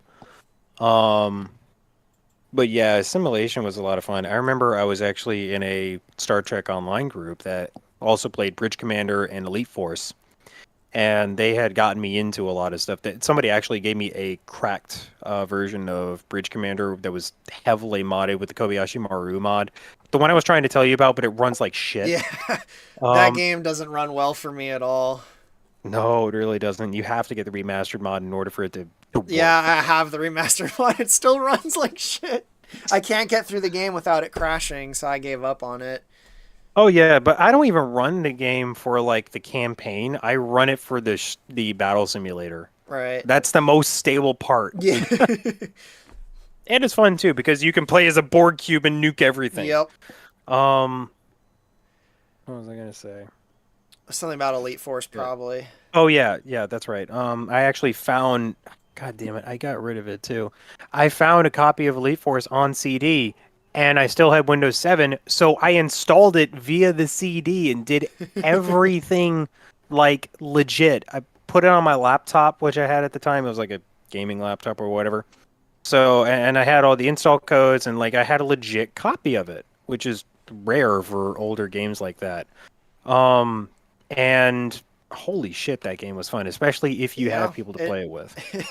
the multiplayer definitely is the best part, but yeah, even the single player, it's so insane. Like you go to a freaking like alternate dimension in the Delta Quadrant that has like the mirror universe Klingon and Federation ships like taped together, and it's completely Oh, insane. the pirate ship, and it had Hirogen in it too. Yep, which for the record, the Hirogen gun in that game has the most fucking awesome sound effect I've ever heard for a gun in a game ever. Oh, The you mean the the one with green the gun that ricocheting has like the spinning bullets. tip? The what? Yeah, that was the ultimate fire. That was the alt fire Yep, mode, but the that normal mode was is like a like my Gatling gun. favorite gun in any first person shooter ever. It's so fucking cool. And it has like the sound design in that game in general is awesome. It's way better. The sound design's better than the second one, but all the weapons have really fucking awesome sound effects. I That one takes the think cake. Like even the fucking photon launcher, like that fires a fucking you're photon fire. torpedo. You're fire fucking. They did something to the sound effect for it. It just sounds. It has so much punch and like the whole screen shakes and just it's a yeah, it's a fucking. Probably like It added really a feels like a rocket sound game to that it. a bunch of Star Trek fans made when they were completely high, and it just came out awesome. My favorite level of the whole thing, oddly enough, it's the first level. Oh, the Borg Like, one. yeah, the Borg one on the holodeck. That was my favorite one because it requires you to actually think more. And actually, you know, it requires some sort of prior knowledge on the Borg in order to do it without them adapting to everything that you have and getting screwed. Yeah. And on top of that, if you lose and you don't get killed, like if you let the drones hop on top of you, it actually gives you a game over screen of being assimilated. Yep. Yeah. I actually remember when I first got that game as a kid. It took me. I don't think I got past that level for years. Really? Yeah, and I came back to it in around when I was in college. So this is like 2010, 2011. I finally beat the game. Actually, I think I beat the game before college. Probably more like 2005 or 6. Yeah. I finally managed to beat the game. But when I first got it in like 1999, I could not get past that first level. Yeah, it's not about shooting Borg, it's about getting It's the not about distribution shooting the nodes. Borg. Yep. You gotta Just think like like an in Breath actual of Both Trekkie. Worlds. Yeah, like that's the my favorite part about it is that it's not about going in guns blazing like you would think it is.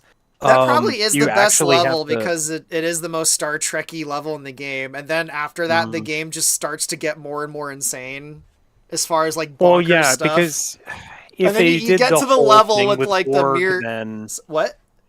if they did the whole thing with Borg, it would get stale very fast. Yeah, it probably Like that's the whole would. reason they have the iMod, and I'm so glad it isn't canon because man, But like when you get to the level when it's just like the mirror universe Federation and Klingon ships just taped together. It's just like, all right, It's whack. That's this some is wacky bullshit. this is devolved into just pure parody, and it's gone insane. I think that's the fun part about it. Yeah, that's probably my favorite level because it's so bonkers. And then, like, the American villain of the says, game is like this like ghost thing that's like amassing flesh to like become this giant like blob. Oh yeah, it's like species 8472, which are in the game. But from Doom. Only it's ridiculous. It's basically like if Species 8472 was the demons from Doom. The They even Borsov, come, that's what they're yeah, called. the Vorsov. They even come like from this portal, like this hell portal thing too. It's so weird. Yeah, and like the whole reason behind it is they're trying to create the ultimate life form and then invade and just wipe out. Yeah, they have all of no life. like objective. They just want to blow up everything just to do it. It's hilarious. Like, oh, that's right. The creators tried to make the perfect warrior, and they wound up making it too perfect. And it's the same old thing of like creating Skynet and accidentally causing the apocalypse. I'm gonna go ahead and say right now that shit is done to death. Yeah, that was And I am 1999 though, so maybe we could give it a little bit of slack. That makes me happy that you're allowing me to help with writing on the Aproid arc so we can avoid that. Yeah. Yep. Oh man. I guess spoilers for the Aproid arc now that I've said that. A We're little gonna bit of try to spoilers. find some we're gonna try to find something that's actually satisfying and terrifying all at the same time. Or we might just I've got a pretty good idea of what to do with the Aperoids. It's just I'm kind of focused on Soria right now. well, yeah. Who would have thought? I'm sorry. I wonder why. I wonder why. Yeah. I think here's the thing when it comes to races that are like a force of nature like that, I can't even really call it a race. It's literally Or just a nature, they're galactic event. machines. Yeah, there's a force of nature. It's best to leave those kind of origins unknown. Like with the Borg, Yep. even now in Yeah, we canon, still we don't know still what don't. the origin of them are. Yeah, There's a there few are that the they've teased, but well, okay, so there's the really dumb one that Legacy had, where it's like, oh, it's actually Voyager, yeah. and then You there's know what's also funny about that one? I remember yeah. to this day when I saw First Contact in theaters, and you know how the opening of First Contact, it's got like the donut thing. I remember my father turning to Oh me and yeah. I remember my father turning to me and being like, "Is that V'ger?" It's Yeah. like No, back no. when was that 1997, 98 Yeah. or No, it's 96? just trying to show how big a Borg cube is and also So, look pretty. That apparent- donut thing is no reason. Apparently my father had that idea like 30 years ago. That Voyager and the Borg were somehow connected. He had that idea 30 years ago. Yeah, sorry, I'm dusting off my keyboard. I just realized there were like stuff in there. Anyway, I don't know what the deal is with that. Like, yeah, it looks cool, but this doesn't look like the inside of a cube. A cube that has been mashed together with a bunch of other ships that have been, carved up and strapped to it. That does no. I mean, the inside of a sphere, maybe I can see that, but I want to say the whole point of that scene was to show just how ridiculously huge the cube Yeah. actually is, Yeah. and that works. But it looks like the inside of a hadron collider. Yeah, it does. I just remember I was like 8 or 9 at the time. I still have that memory, and my father just turning to me and like, is that V'ger? And I'm like, maybe. I think. Did you ever? You have played Star Trek Legacy, right? Yes, I have Um, twice, and probably never again. Yeah, I can't go back to that. Yeah. It's a But Bethesda game, with all like right. Even though it was Mad Doc that worked on it, not Bethesda. so like with the cutscenes in there, one, I don't those are extras. oddly enough. Oh, that's where the V'ger thing came from, wasn't it? Yeah, It I was in know the the extra cutscene you're cutscenes and talking everything. about. Yeah. It's like its name was Voyager, and the whole thing was like instead of making mechanical drones, it would like pick up biological life forms to be its custodians and everything, and then it just like starts sampling the rest of the galaxy, and like the queens were the major processing centers, which that makes sense. That makes sense that you would like have a particular race and you have several copies of them be, just the major processing and decision making for different unimatrices of the collective. That makes a little bit of sense. Having them seemingly have emotion, like when Alice Krieg turned around, snapped at Data for or just that weird kissing scene. See, what would make there's a problem with the whole V'ger thing is that, and this is gonna sound super nerdy. There's a Voyager Yeah. episode where you do find out the Borg have been around for like almost 1,000 years. I So thought it was like that 10 kind I of thought it was like throws the tens of V'ger thousands thing of years. like, unless V'ger went back in time when it went through the black hole. Hmm. To me, it makes more sense that the machine planet V'ger found might have been a Borg planet, and then they sent V'ger as like some reconnaissance thing to Earth. So that's one That other makes a theory little is more that sense to me, but there. even that just That's another theory is that there are Borg and then there are V'ger Borg, kind of like how there are Jurati Borg and regular Borg. Now, don't even forget that weird shit you on the forget Stargazer. that weird The real Borg are still out there, and they have a name for you. See, Oh, shoots us of. I don't, because I know they flirted around with Oh. this idea in First Contact, but I don't mind the idea that there's like ancient species of Borg that no one's even encountered because they're like so old. Mhm. And most of their force is just the more recent species that they've assimilated. But like the And then oldest they Borg, like took the Borg that. that are like thousands of years old, are just like these monstrous like ancient like machine bugs or something. I feel like that idea could probably work. Or they're Captain Proton robots. Oh man. The Satan's robot or whatever it was. Yeah, Satan's robot. That's what it was. Yeah. Um, I love the Captain but Proton episodes. They're so there's dumb. See, kind of like the first Elite Force game, Voyager's at its best when it just decides it realizes it's fucking stupid and it just goes completely insane and does like a wacky episode. Those are the oh best what? So Voyager episodes. so you mean like Threshold? Yes, but more maybe not Threshold because I don't think Voyager's self-aware in that episode. The I was ones where about it's to say clearly that's self-aware that it's wacky, like the Captain Proton episodes. that's when Brandon Braga shows us what his internet His his internet inner history thoughts looks is like. like, yeah. It's like I'm not gonna say anything Or outlandish the because I don't want this channel struck from yes, YouTube. thank you.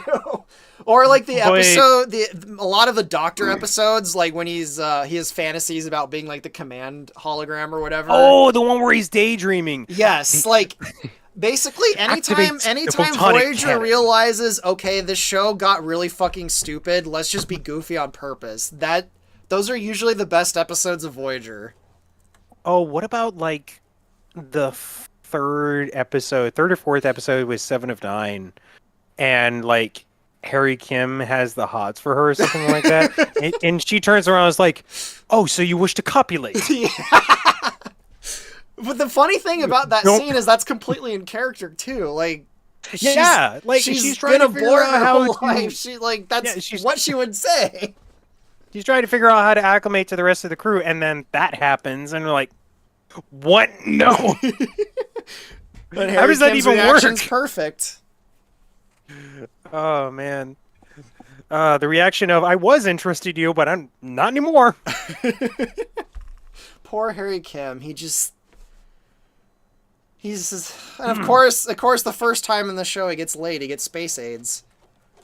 Oh, I was thinking about that this whole time when we're talking about Harry Kim getting Yep. shafted, and I was waiting for the perfect For the moment to Space bring that AIDS up. episode, of I course. don't remember much about that. All I remember is that like he gets an infection, and the doctor's like, "This is weird, but it'll pass."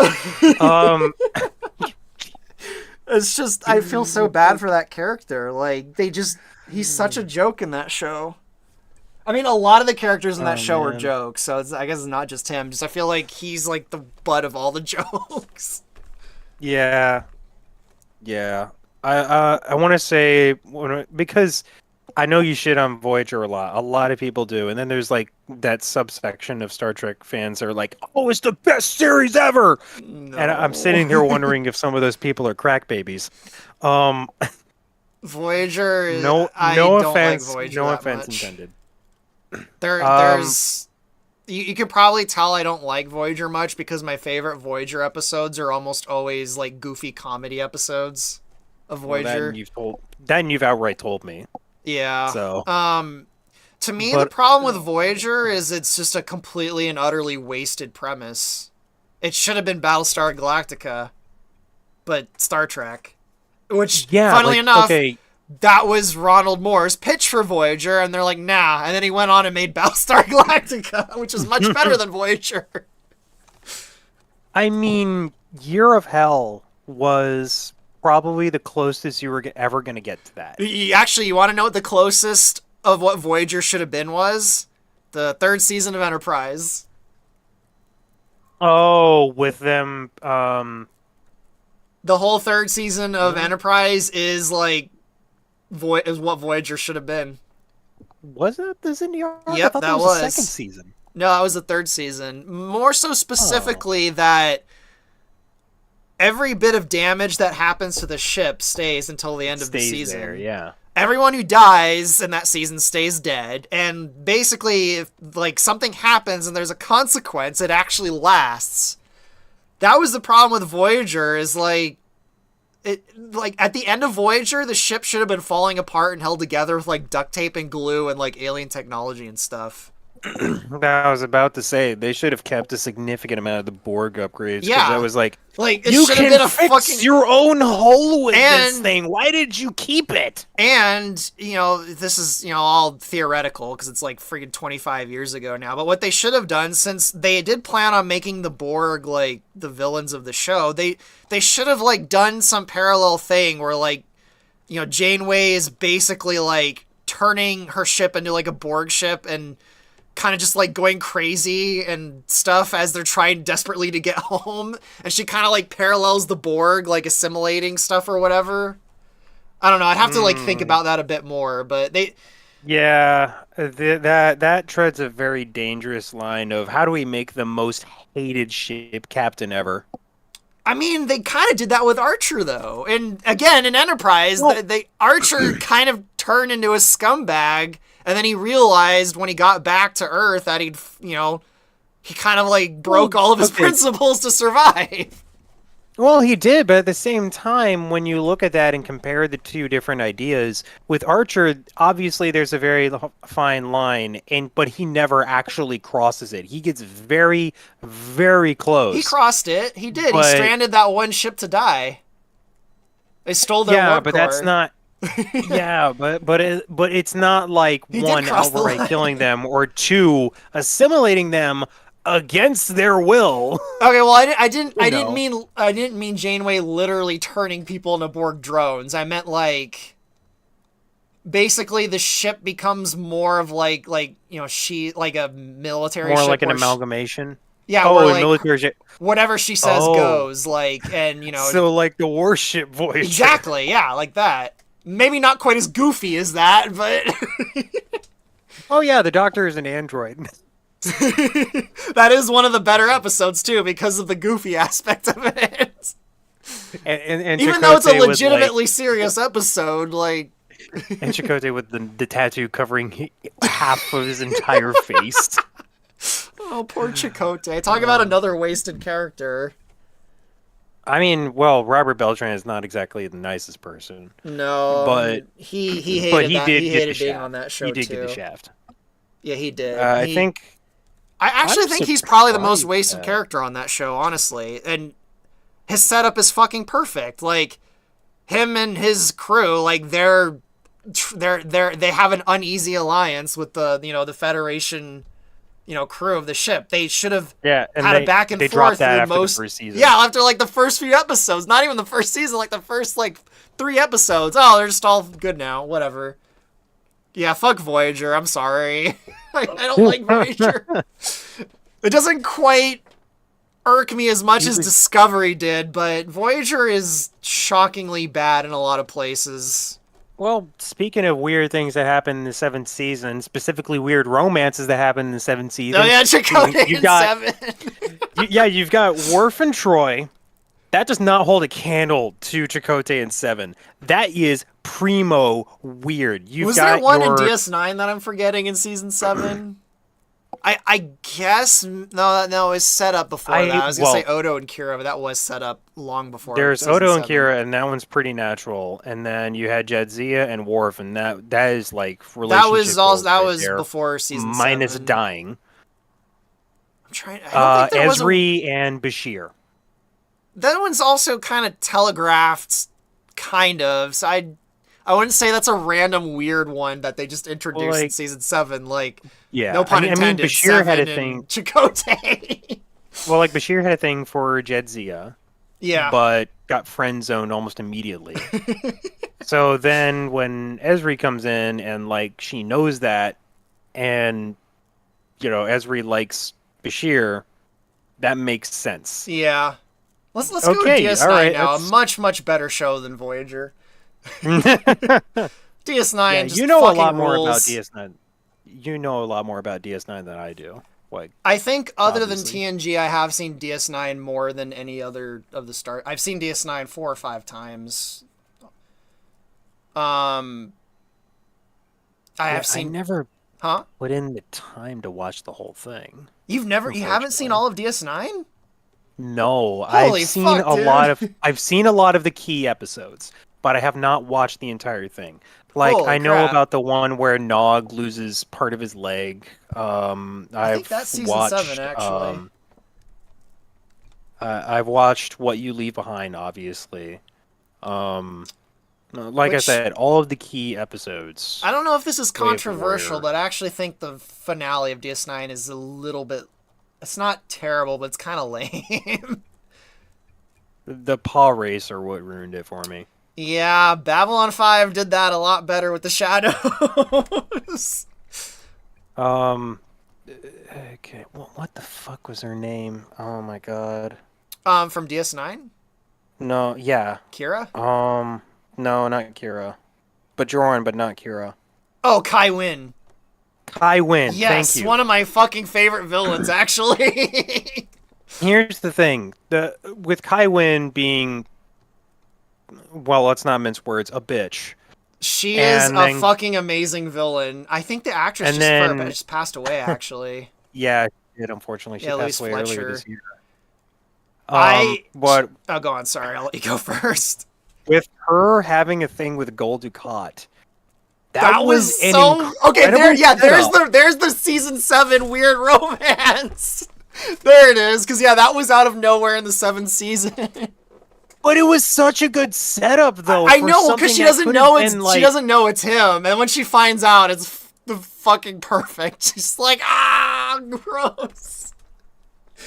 Yeah, actually, a lot of people complain how Gul Dukat just turns into a weird cultist in season 7, but he lost his daughter. Yeah, he went insane, but there's one episode when he basically has a Bajoran cult, and a lot of people that episode made him super goofy, and I'm like, no, that episode is the most Gul Dukat episode in all of DS9. The scene when the Bajoran woman gives birth to a baby, and it's obviously Gul Dukat's, and he's just like, oh, the paw race, they magically changed the baby into a Cardassian to celebrate our cult. I'm just like, that is so fucking perfect.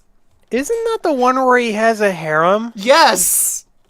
Well, there's a few episodes where he does. There's the much more depressing episode where Kira's mother's in his harem. Oh my God. And then there's that one where he impregnates one of the Bajoran cultists in his cult, and then she gives birth to the baby, and it's not her husband's. It's like a half Cardassian, and just the look on Gul Dukat's face when he sees the baby is so perfect. The look on the actor's face, you could just tell like he's just like, oh shit, my cult is fucked. I need to come up with something on the spot right now to save my face. And you can tell he's just spinning the story about the freaking baby, and it's just that's the most Gul Dukat thing ever. You're talking about Zial, right? No, Zial, the no, child. Zialis' actual daughter. Well, isn't she half Bajoran? Oh yeah, she is half Bajoran, but there's an episode in season 7 where he like starts like this paw wraith cult with a bunch of Bajorans. Oh God. And He had another one. yeah, Jesus Christ. he ended up impregnating one of his cultists, but he doesn't know it. And she has her own husband, and they think they're just gonna have a baby. That she gives birth to the baby, and it's a half Cardassian. So obviously, Yeah. Gul Dukat got around. Dukat before Zial's death, I could definitely empathize with in some way. Yeah. And then afterwards, good fucking lord, what happened to He you? went off the rails. It happens to people, sadly. He was a dirtbag before that though, but like he clearly was like just a product of the civilization he was in. Yeah, no kidding. It's like a lot of people like to hate on him, but there's a lot of shitty Cardassian commanders in that show too. Like, Oh yeah, like oh God, what the hell is his name? Elam Garrick's dad. yeah, and Nobrantane. Yeah. He was a Yeah. dirtbag. He never like even talked positively about his son until he was dying, and even then it was kind of indirect. You could argue that It's even like- Garrick is a dirtbag all the way to the end. He lies till the very end. At least Gul I'm just Dukat sympathetic tried to with it. kind of correct his life, and then it just blew up in his face.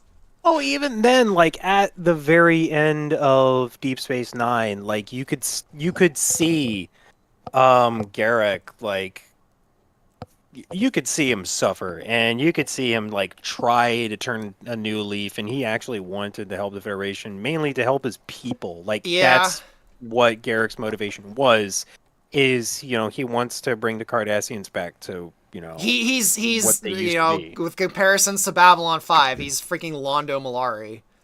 He just wants the Centauri to be awesome again, and he feels like it's the more Babylon 5 comparisons.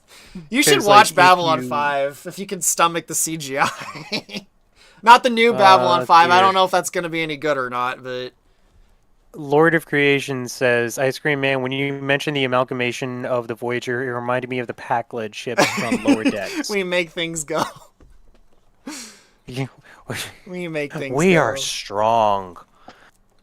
I But do honestly, of course they were introduced in the first 2 seasons of TNG because of course they were, but I actually do like the concept of the Pack-Leds where like the way their language works, it makes them sound so stupid that no one, like everyone just thinks they're dumb, but it's just because their And then- language is really weird when it And translates. then they somehow managed to con people. Well, yeah, they managed really to are con that all of this stupid. technology from everyone and build like these crazy ships.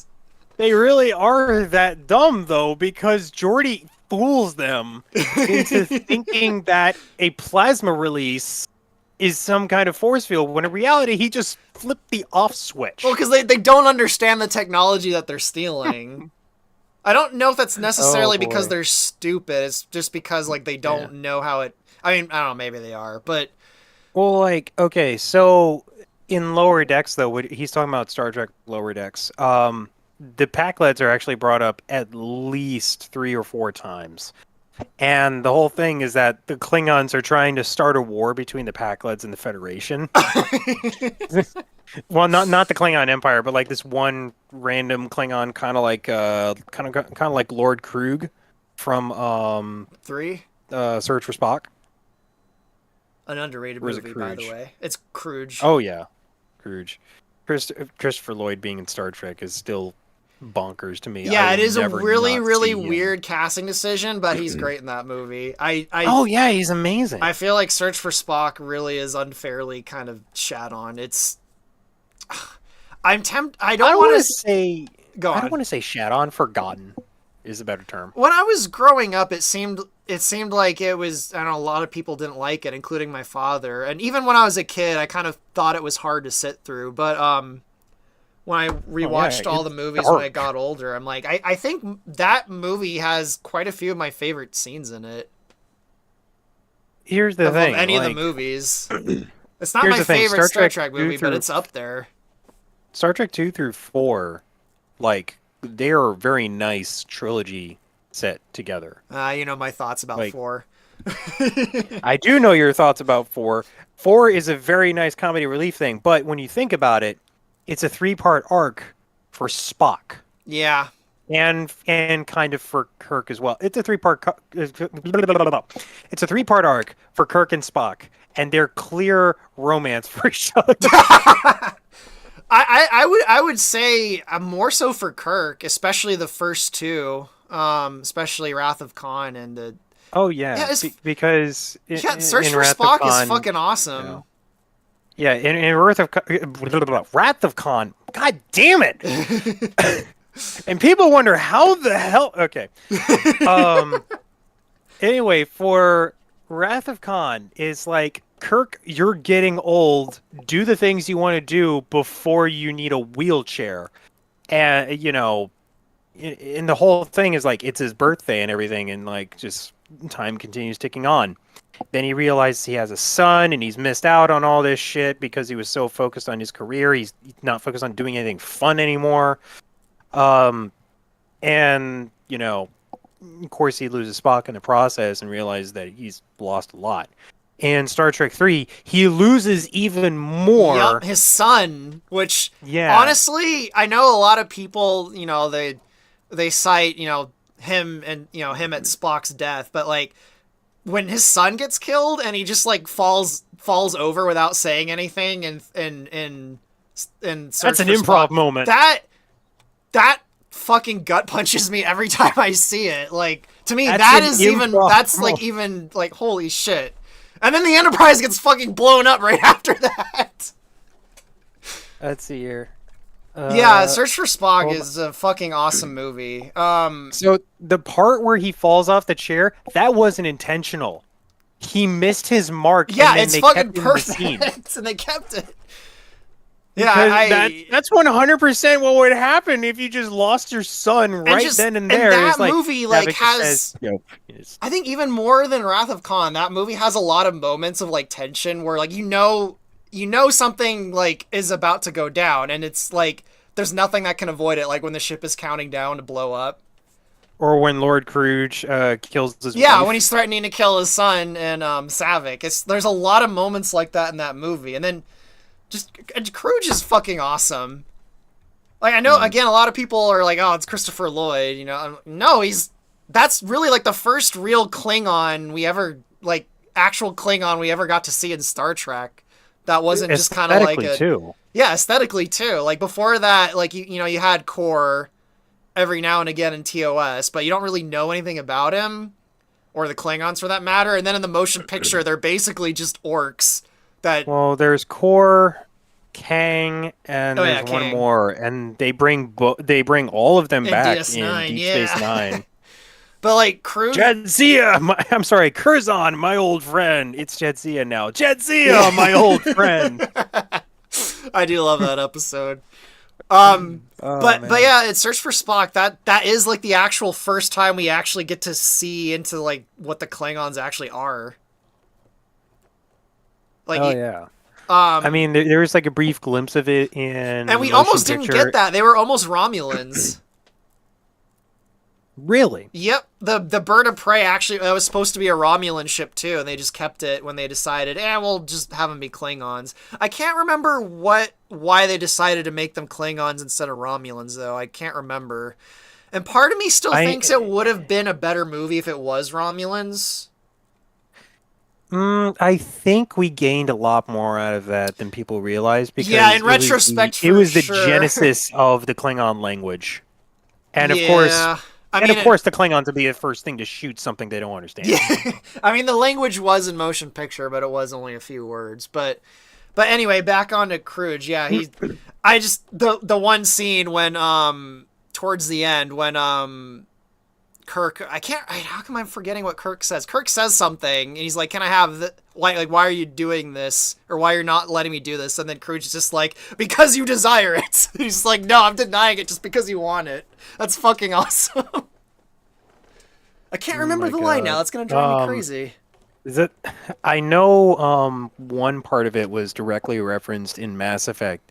And it's like this planet is exploding around us. Yeah, it's exhilarating, isn't it? Yeah, it's Yeah, just his complete lack of fear is just fucking great too. I don't know. Mhm. I think he's a pretty underrated Star Trek villain. I would have liked And to I would have liked him to have been a recurring villain, honestly. it's interesting, like, okay, so at the very end, and I just thought about this because this sticks out in my head. The writing sounds very hokey at first, where he's like, Cruz is like Yeah, latched onto his leg yeah, and he's kicking down at him. He's like, I have had enough enough of of you. you. He's not just saying it about Cruz, though. He's saying it because at that point he is racist against Klingons.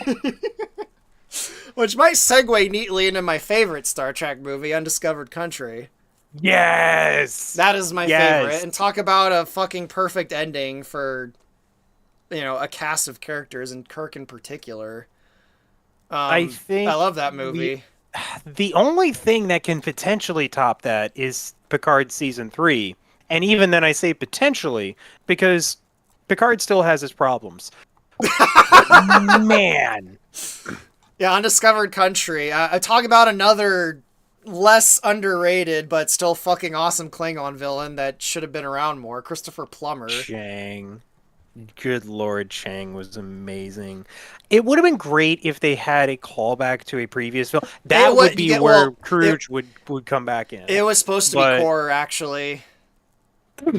That actually was mm, one of the one of the one of the reasons that Nicholas Meyer wanted to do that movie, because he had a thing for digging up villains from the original series, like he did with Khan. mhm, He wanted to mhm. do a movie where Core was the villain. Yeah, speaking of people coming back, Nicholas Meyer was a perfect pick for that film, Yep, thank especially God. because I you've think never that heard movie's even better Shakespeare than Wrath until of Khan. you've never heard Shakespeare until you've heard it in the The original original Klingon. Klingon. And to sound extremely super nerdy, if you are a super nerd and you know anything about the Klingon language, Christopher Plummer completely misunderstands Hamlet because of the way the Klingon language works. There is no way in the Klingon language to say to be or not to be Oh my properly. God. Yep. And you really get this in the Klingon Academy game, which they got Christopher Plummer back, and that game's also fucking awesome. Yeah. But Yeah. Christopher Plummer, he completely misunderstands humanity, and that's like why he's kind of he has like this romanticized vision of what humans are supposed to be, and he feels like they've completely ruined their entire potential. Mm-hmm. He's Um, like, what people don't realize is that Kirk is a Klingon. yeah, as a Klingon. A Klingon man went to Earth and found a human woman. I love that part. But yeah, like he has a completely he's seen the history of mankind, and he's like they have so much potential. He basically Well, he it's wants like the perfect rival. He uh, wants to find the guy to defeat him, which funnily enough, Kirk does defeat him, yeah. but he's like So sorry, go on. I want to get back on that real quick. I'm just looking at chat.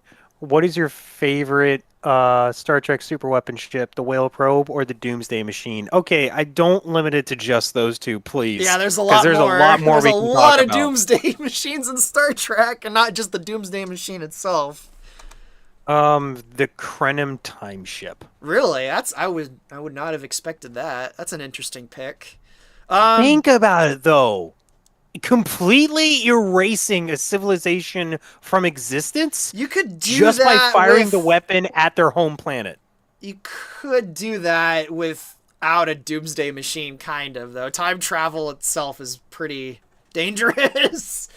I know, but it's not just time travel. It's literally a beam weapon you fire at I'm something. firing time at our target. It does go into the whole wacky aspect of Voyager, like just coming up with completely insane ideas. Let's fire a giant laser beam of time at our target, and it Like, erases everything from how history. how is that not awesome? It is, but it's like completely bonkers. Like, not even their doomsday thing, even their ships have like time weapons on them. They can't just shoot Even when lasers, they it's fucking time lasers. even when they blow the thing up, The that was chronoton cool. torpedo. Like Voyager coming at it, and Janeway's just like looking out, not her view screen anymore, but the hole in her bridge with the force field about to collapse. Just like time's up, and just It's so rams it. corny. And she tells everybody to Time's turn up. off those temporal shields, blows the thing up, and then everything resets. And it's Just like like it all of never happened Voyager. again. And then that's when you realize the dude in charge of this Crenum time ship is like, "Oh, my species was wiped out of civilization." And then when they finally blow it up, and then you see they're still alive, the whole reason their civilization came, I'm sorry, was wiped out of existence is because of the time Yeah, ship. because of his time ship. It was a self-fulfilling prophecy, and all it took was a reset button to fix it. That's an interesting pick. But yeah. Would the crystalline entity count as a doomsday thing? I mean, the Doomsday Machine, it kind of operates on the same way. It is a creature that, like, it's a planet killer, and it literally Yeah, just it goes wipes around out blowing entire up planets. and then it eats what's left over. Yeah, I'm tempted to say the crystalline entity just because it's such a. I'm glad they brought that thing back, but I feel like they should have brought it back. I feel like it should have been a recurring villain thing in Star Trek Well, more than okay. just several episodes. But it's. Well, I know like, it's crappy CGI, but it does have a really interesting design that I've always really liked. I never thought I'd be running away from a giant Giant snowflake. snowflake. I think what's great is the one episode where you have the mother of one of the colonists. Yeah, it gets On tries to like get revenge on it. she has her Captain Ahab moment when they get to a point where they are able to start talking Yeah, they to can it actually and talk actually, to the damn thing. and However, they're almost able to negotiate peace. I do know And the thing's malevolent because Lore was making deals with it. yeah, I So was the about thing to probably say like is the only reason it malevolent, was going but after like the only reason why I was going after people like Picard had a great explanation. It's like whales like eat hundreds of krill every day. It's not evil, it's just feeding, and that's exactly what the crystalline entity was doing. And all Lore was doing was pointing it to a source of food. yeah. Although And it's when you clearly think getting mad about at it, him, so I have a feeling the thing, maybe it's just they changed it as the show went on because they thought the first season was dumb, but I did get the feeling the thing probably, it second was smart season. enough to communicate with Lore, so it probably kind of understands that it's eating That civilizations by the bucket load. yeah, but think about it. Lore manipulates people. Yeah, that's true. He could have been lying to it. That's It's like true. he could have just been saying, "Hey, there's all this food here. Here's some stuff you can eat. You know, don't worry about what they are. That's nothing important." And then he just skips town. And that's exactly what he was about to do to the Enterprise D. Yep. Yeah, I think I'm gonna pick the crystalline entity. I'm shocked it hasn't been in that many Star Trek games. But actually, we mentioned Birth of the It's Federation earlier. It's fucking terrifying in that game. It just like I was comes out about of to say, nowhere and just starts wiping out your planets one by one. And then if you they try to put the attack it, crystalline huh? they put the crystalline entity in Star Trek Online. Yeah, I've blown it up in Star Trek Online. um, but I do like how in Birth of the Federation, it's just like this really powerful thing that just goes around wiping out planets, and there's really not much you can do about it until very late in the game. Like you need like a really Oh, big fleet to destroy it. what if they put that in Star Trek I Infinite, hope like they do. I mean, as a the crystalline Leviathan thing? entity is in Stellaris. Literally is in Stellaris already. So you've got a number of different crisis events. You've got the crystalline entity, you've got a Borg cube. Like, Yeah, the man. conspiracy bugs. Yeah. Oh yeah, whatever the hell those things are called. Bluegills, or I don't know if that's their official name, but that's what they call them. Yeah. Behind the scenes, the bluegills. Yeah, there's a lot of Get- crisis things they Getting can back do. to, hold on. The anti-time anomaly. Right. Um, so getting back to Christopher Plummer. Oh yeah, yeah. Sorry, we went off on a big tangent there. From That's all right. I Christopher wanted to Plummer to answer somebody's crystalline that. entity. But yeah, good Lord. Star Trek: The Undiscovered Country and like the entire thing was done great from the set design because they completely redid the bridge. They rebuilt it Yeah, from the the ground up. aesthetics of that movie are the best Like, of I would say all six of those. and they started incorporating the touch screens into everything and all the displays. Like the Excelsior looks like an excellent step up from the Enterprise Yeah. because if you compare the two workstations together, the Enterprise still has a lot of physical tactile buttons, and then when you move over to the Excelsior, it's just touch screens. Yeah. Yeah. Actually, I don't think I ever noticed that, and now I'm thinking about it, and you're right. That is kind of cool. I do miss the old And analog buttons, though. I like the way the analog and stuff looks. another thing, and I need to look at this right now. I actually Undiscovered think probably Country. one of my favorite things about that movie is just that movie is hands down the single best portrayal of the Klingons in anything ever. Oh yeah, Like because they Klingons in really general, went to war. because in a lot of Star Trek, the Klingons really are almost always portrayed as just like drunken space orcs that are not very bright. But in that movie, like the Klingons are not idiots. Like they feel like an actual just alien culture that just they don't feel like savage space orcs that just want to shoot everything. Right. Like even the one nameless Klingon guy, when they're discussing like a plan, like he doesn't, when he's yelling at what's her face, Gorkon's daughter, and he's just like, we have an Ursula? opportunity to, huh? I think her name is Ursula. I think it's No, Azit. Azitbor, that's it, yeah.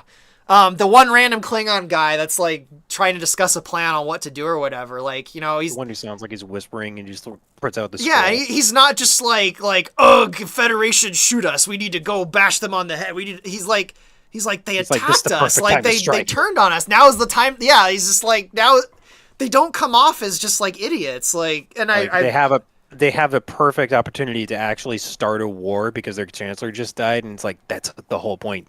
Let's do this now and actually like reclaim our honor.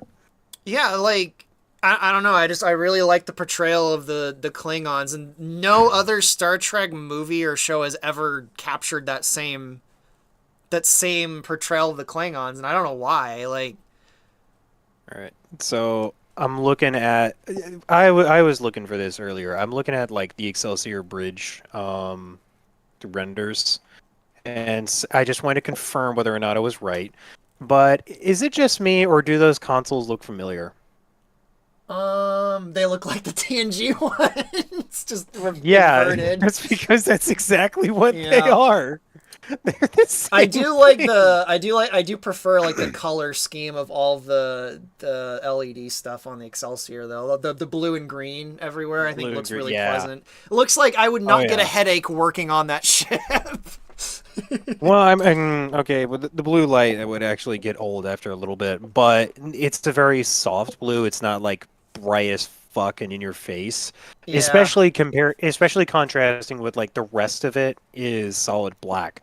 So it's Yeah. not like you're looking at light mode and everything. I guess what I mean is like in a lot of like the Star Trek displays and stuff, like even the L cars give me a headache when I look at it for too long. because it's like So like the so. bright oranges It's and the yellows. yeah, and then in like the newer Star Trek, like just there's just no It's lights at ju- all. it's just white. It's like everyone in a freaking Federation starship, like no matter what era they're in, would just get a fucking headache. Except for maybe the TMP because it's all analog. Hmm. Like all the buttons are just nice and analog. But I do like the aesthetics of the displays in the Excelsior a lot. I really like that blue and green, which was also in the Stargazer too, You mean? Oh yeah, and Picard the Stargazer. Enterprise C I think had all of those graphics also, if I remember right. Yeah, fun thing about the Stargazer and Enterprise C, um, that bridge set was the original. Okay, not the original bridge, but it was the Enterprise bridge set from Wrath of Khan. Yep. Same thing with the one ship from the Peak Performance episode too. The one that was all like beaten up. Starts with an H. Yeah, the was it the Hathaway? I Holloway? think it was the Hathaway. I can't remember. The one No. that in a shocking nod to continuity, it actually had the fucking pulse phasers from Wrath of Khan too. Star Trek, TNG, peak I performance. think it It was might be the it Hathaway. was either the Hathaway or the Hall. I don't know. I'm a nerd, but I don't think I'm that nerdy. Oh, I could probably name every single. If you showed me a picture of an alien from Star Trek, I could probably name 99% of the time. I could probably name an alien on sight. Speaking of aliens, someone in the comments asked about the Zindi. I think the Zindi are awesome. I do remember when they first introduced the Zindi. I'm like, oh, that's really dumb. And then I watched the third season. I'm like, oh, the Zindi are kind of cool actually. I've actually modeled all of the Zindi ships and all of their stuff for the Ages of the Federation mod. For anyone Yeah, that's interested it in, is the Hathaway, by the way. it was the Hathaway. All right, cool. I Mhm. guess I am too nerdy for my own good. But continue about your modding experience. I don't think anybody realizes this guy, this motherfucker right here, actually has had a pretty decent hand in a lot of great Star Trek mods.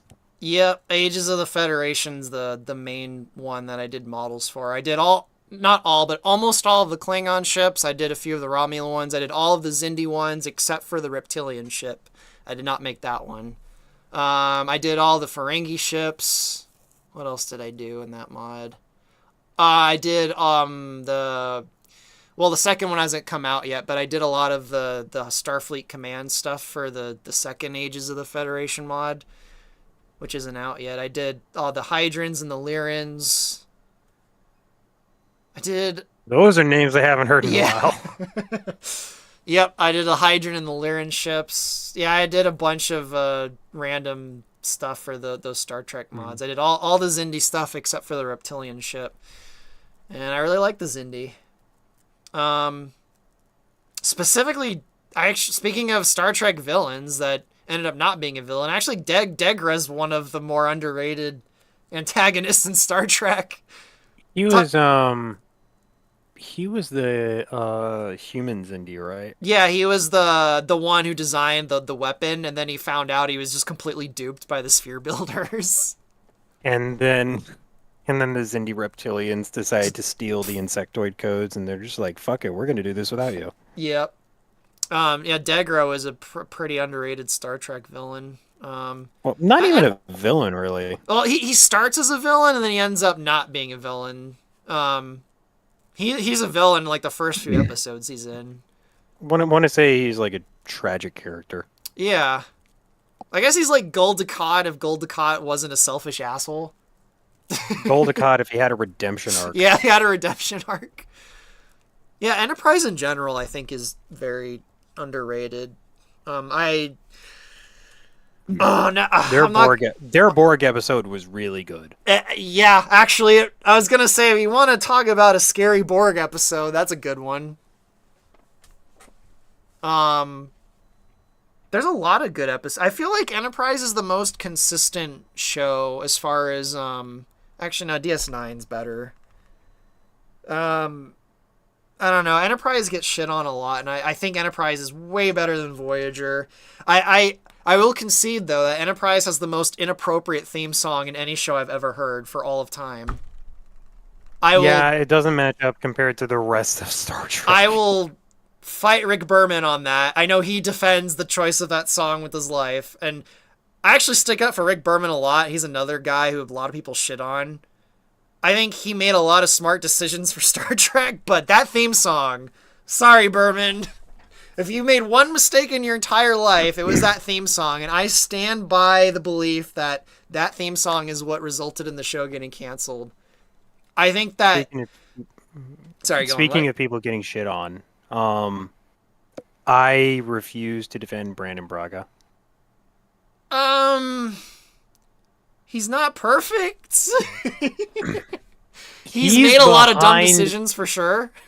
he's behind Tom Paris Yes, turning the into a salamanders. I know he salamander. did Threshold. Not only that, he's also behind Tom Paris and Catherine Janeway being turned into salamanders and doing the dirty Having to make baby. more salamanders. Who knew that humankind was supposed to turn into salamanders? Brandon Braga has made some very dumb episodes of Star Trek. But he's also made some very good ones. Mostly in Enterprise, not Voyager. I was about to say. It could just be a case of he improved as time went on, because yeah, a lot of his episode credits in Enterprise are pretty good. Yeah, Enterprise, the theme song, like the problem with the theme song isn't necessarily that the theme song itself is bad. It's just there. I think I've told you this. I know I've told other people this, but when my fiance was watching Enterprise, like she experienced it firsthand. There's so many episodes of Enterprise that like they have like the opening scene before the credits where like something really crazy or dramatic happens, Mm-hmm. and like it ends on like the dramatic stinger, and it fades to black, and then all of a sudden you just hear, "It's been a long road." It's just like instant mood killer. Yeah. There's an episode that opens with like millions of people in Florida getting killed, and it fades to black, and then that theme song It starts sounds like playing. you're And fucking going to church. it's so fucking jarring. It's hilarious. Oh boy. So yeah, I think that theme song ruined. I think because now Enterprise does seem like people like it more, and I think it's because after they put it on Netflix, people could skip the theme song. No, it's because Discovery came out and they realized which was better. Maybe. But I seriously think that theme song put people in a bad mood when the rest of the episode would play. Like, it put a feeling in people's minds that kind of, like, ruins the episodes a little bit, if you know what I mean. It's weird because they had a perfectly working theme song for the end They credits. did. They did. And the coolest rendition of it's in the last episode, which is sadly one of the worst episodes. Enterprise is great. I will defend that show. There has a few absolutely terrible episodes in it, but so do all the other Star Trek shows. New question. What's your opinion on Species 8472 and the Gorn? Here's my question You in return. first. Do you mean the Gorn from TOS or the Gorn from Strange New Worlds? Because there's a big difference. Yeah, I've heard about that, which I guess will lead to my answer of the question, but remember how I said I had one Funko Pop? It's a Gorn. It's a Gorn, because I fucking loved the Gorn when I first saw it as a kid. The Gorn was probably like one of my favorite aliens in Star Trek. I always thought it was fucking awesome. I loved that episode as a kid. I love the stupid karate chop. I love the Gorn. I felt like the Gorn in Enterprise was kind of a wasted opportunity. Have you seen the Gorn in Strange New Worlds? I'm afraid to see the Gorn in Strange New Worlds because I heard stuff about them, so... They turned them into xenomorphs, essentially. So, like, there's a venom that they spit, and if you get covered in it, you're gonna have babies in less than a day. Yeah. And they're gonna be chest bursters. Like the Klingons in Discovery, they should have just made a new alien. Like, just make your new xenomorph alien. Like, you can even have them be reptiles. Just why the Gorn? Like, here's the Here's the worst part about it is that they made ships that look like they could be Gorn easily, and they characterized them as hunters, as incredibly skilled destroyers in those episodes. Um, Hmm. because, like, the Enterprise is getting hunted down by a Gorn ship, and they were basically having to do stealth tactics in a nebula and like trick them into thinking that they had blown up. I feel like they completely Um, misinterpreted the Gorn in Arena, because like the point of the Arena episode was there was a complete misunderstanding of both species. Like, mhm. the Gorn attack happens, and then Kirk's fighting the Gorn on the planet. It's like, oh, it's a big ugly lizard. It barely talks, and it's big, and like he thinks it's like this vicious monster thing, and then no, it's not. The Gorn are not like these horrifying monster creatures. That's the whole point of the episode. Like, the whole point of the episode is both sides completely misunderstood the intentions of the other side. So it's weird that in the new Star Trek, like the Gorn are these horrifying xenomorph monsters. Like, what the fuck? Although, speaking of horrifying xenomorph monsters that are also misunderstood, Species 847 too. The Yeah, other one. like, I think I think I mentioned it earlier in the stream. I do actually really like Species 8472 a lot. I just feel like they were horribly wasted in that show, just like everything in Voyager.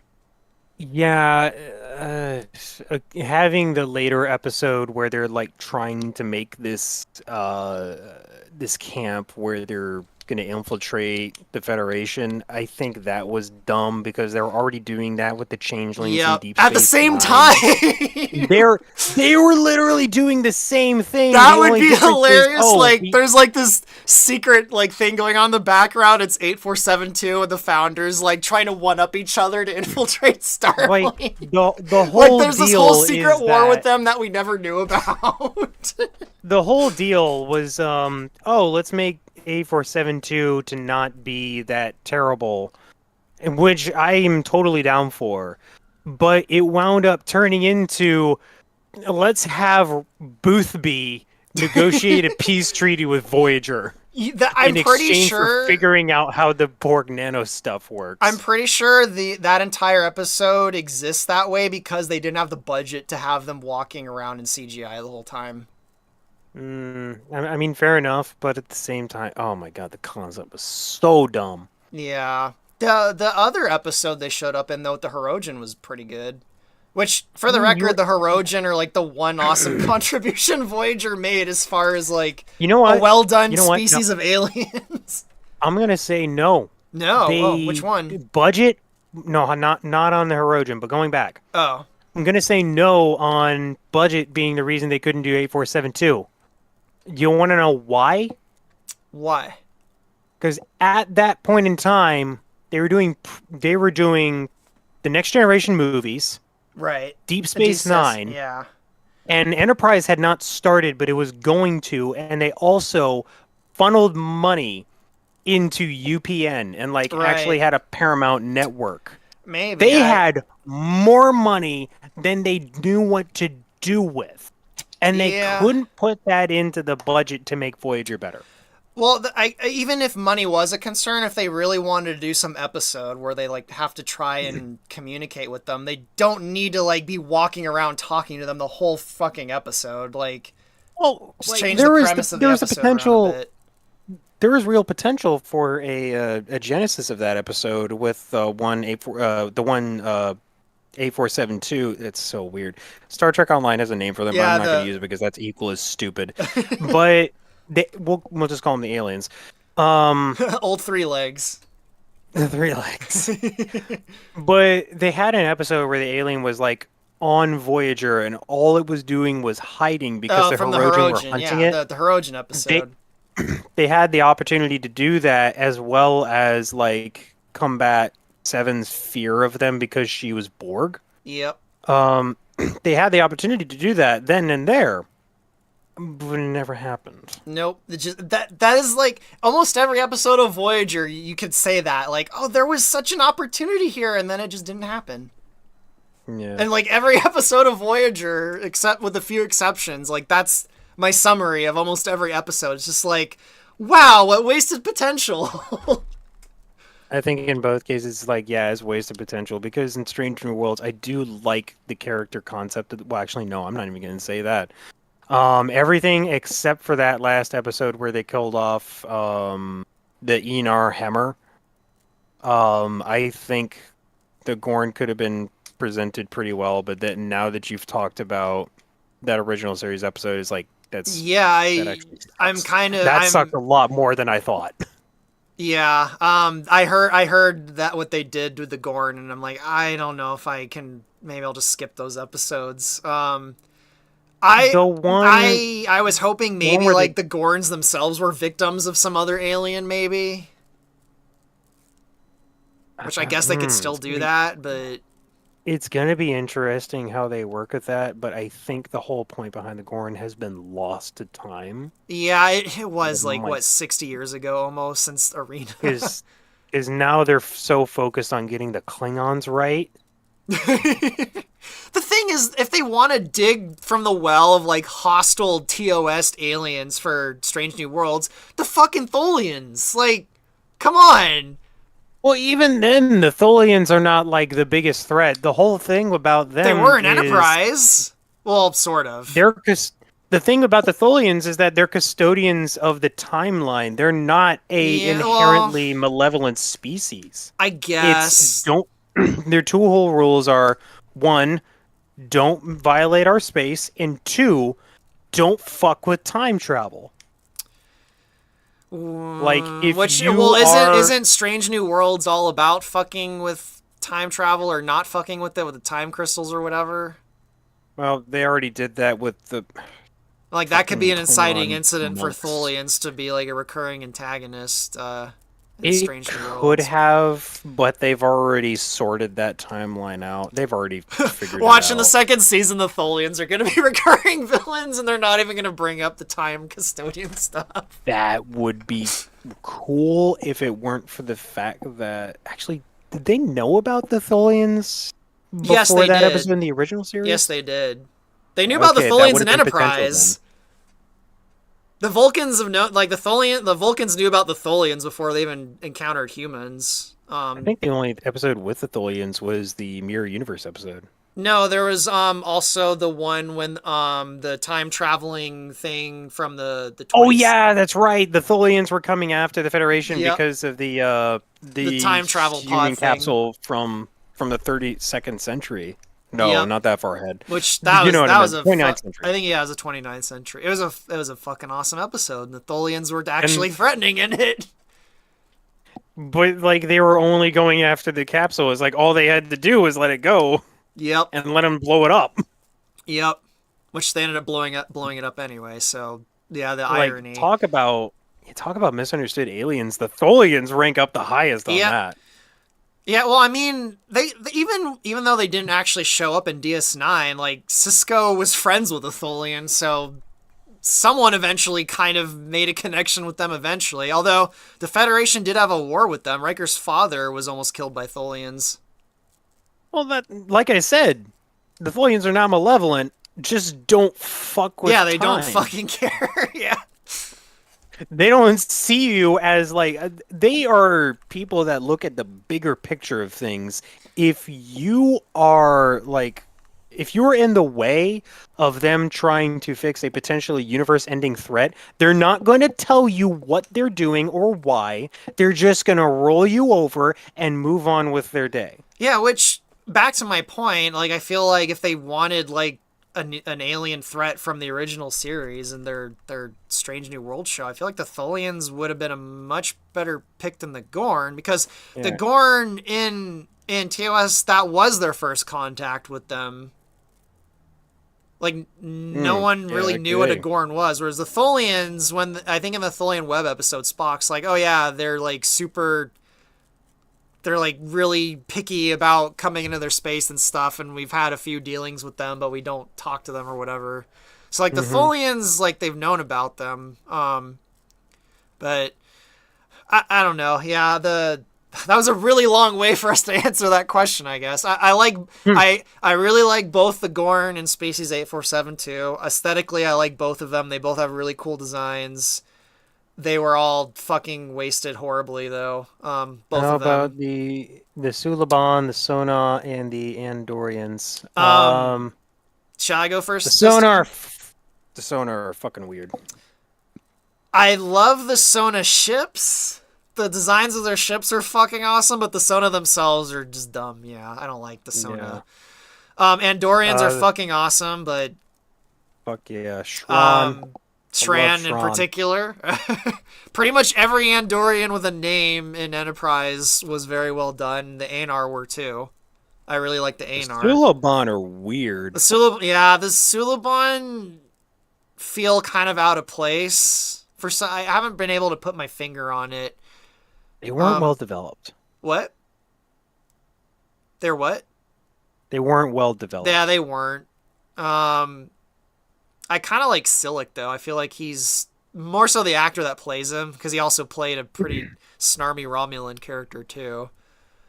Like, I like the way this again like the Sona. I like the way the Suliban ships work. I think that's kind of cool how they like all they can connect and break apart. That was kind of yeah. cool. Thing is, like, I think if they worried less about the Zindi and more about the Suliban and actually figured out how to make the temporal Cold War work, because that was the makings of it, and then they went full nonsense into it after the Zindi arc with oh my God, what was that one dude? Like it was the season 3 opener or some shit like that, and they were in the middle of World War II Earth. Oh, the I mean Silic was in that episode. hmm There was a Suliban in No, that episode. no, I don't remember. Oh yeah, that's right, he was. Yep, he was in that Because episode. his Dolphin Enterprise get back to their normal time period. Yeah, Oh my I guess the God. Suliban. I don't dislike the Suliban. I don't know. They're kind of meh to me. I guess they never. I feel like they didn't really go anywhere with them, and The Suliban are wasted potential. The Sonar were just a flawed concept to begin with. yeah, I stand by the decision that Insurrection should have been a DS9 movie, and the Sona should have been Cardassians, and the Baku should have been Bajorans. It should have been a DS9 movie. Even with a relatively same story, it would just be better just by changing those few elements.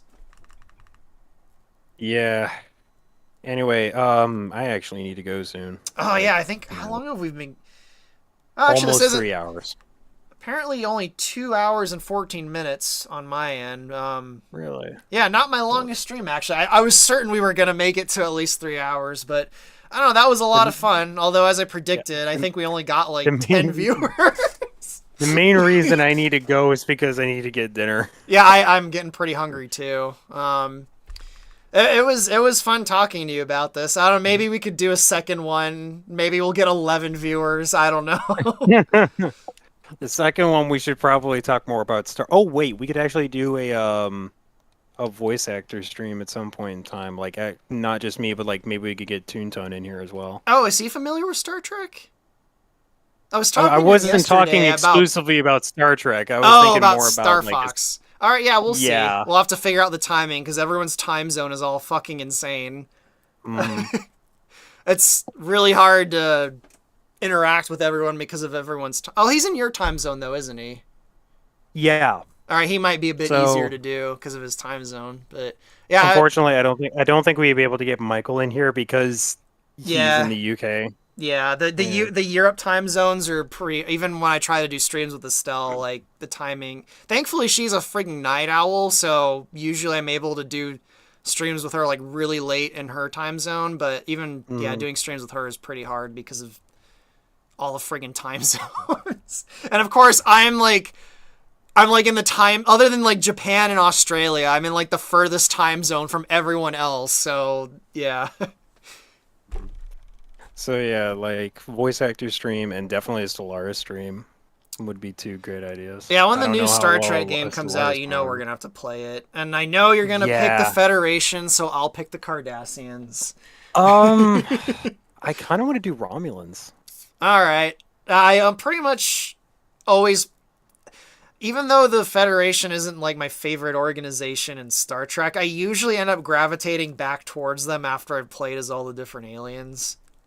If they do add the Dominion though, then yeah, I'll main the Dominion. I love the Dominion. They're so If they cool. had Tholians, I definitely want to play Yeah, Tholians. or the Gorn. I'll probably pick the Gorn. I don't any organization that can make pink and purple look threatening is just awesome. The Dominion made pink and purple awesome. Like how did like that's honestly an impressive feat. Like they're fucking pink and purple and they look fucking awesome and threatening. Like how do you do that? But they did it. Well, don't add white to the mix, first off. Oh, as far as like aesthetics for their Color technology and palettes. stuff? Yeah, Yeah. yeah. Yeah, I don't Anyway, know. Anyway, yeah. Anyway, we'll end it there before we go on another tangent about the yeah. Dominion for 45 minutes. Yeah, I'll poke you after I'm done with dinner. Or after I get it, at the very least. All right, guess I'm gonna end the stream then. Thank you to the 5 or 6 people that listened. Hopefully we do better in reruns. All right, see you everyone. I'm ending the stream now. Bye. And end.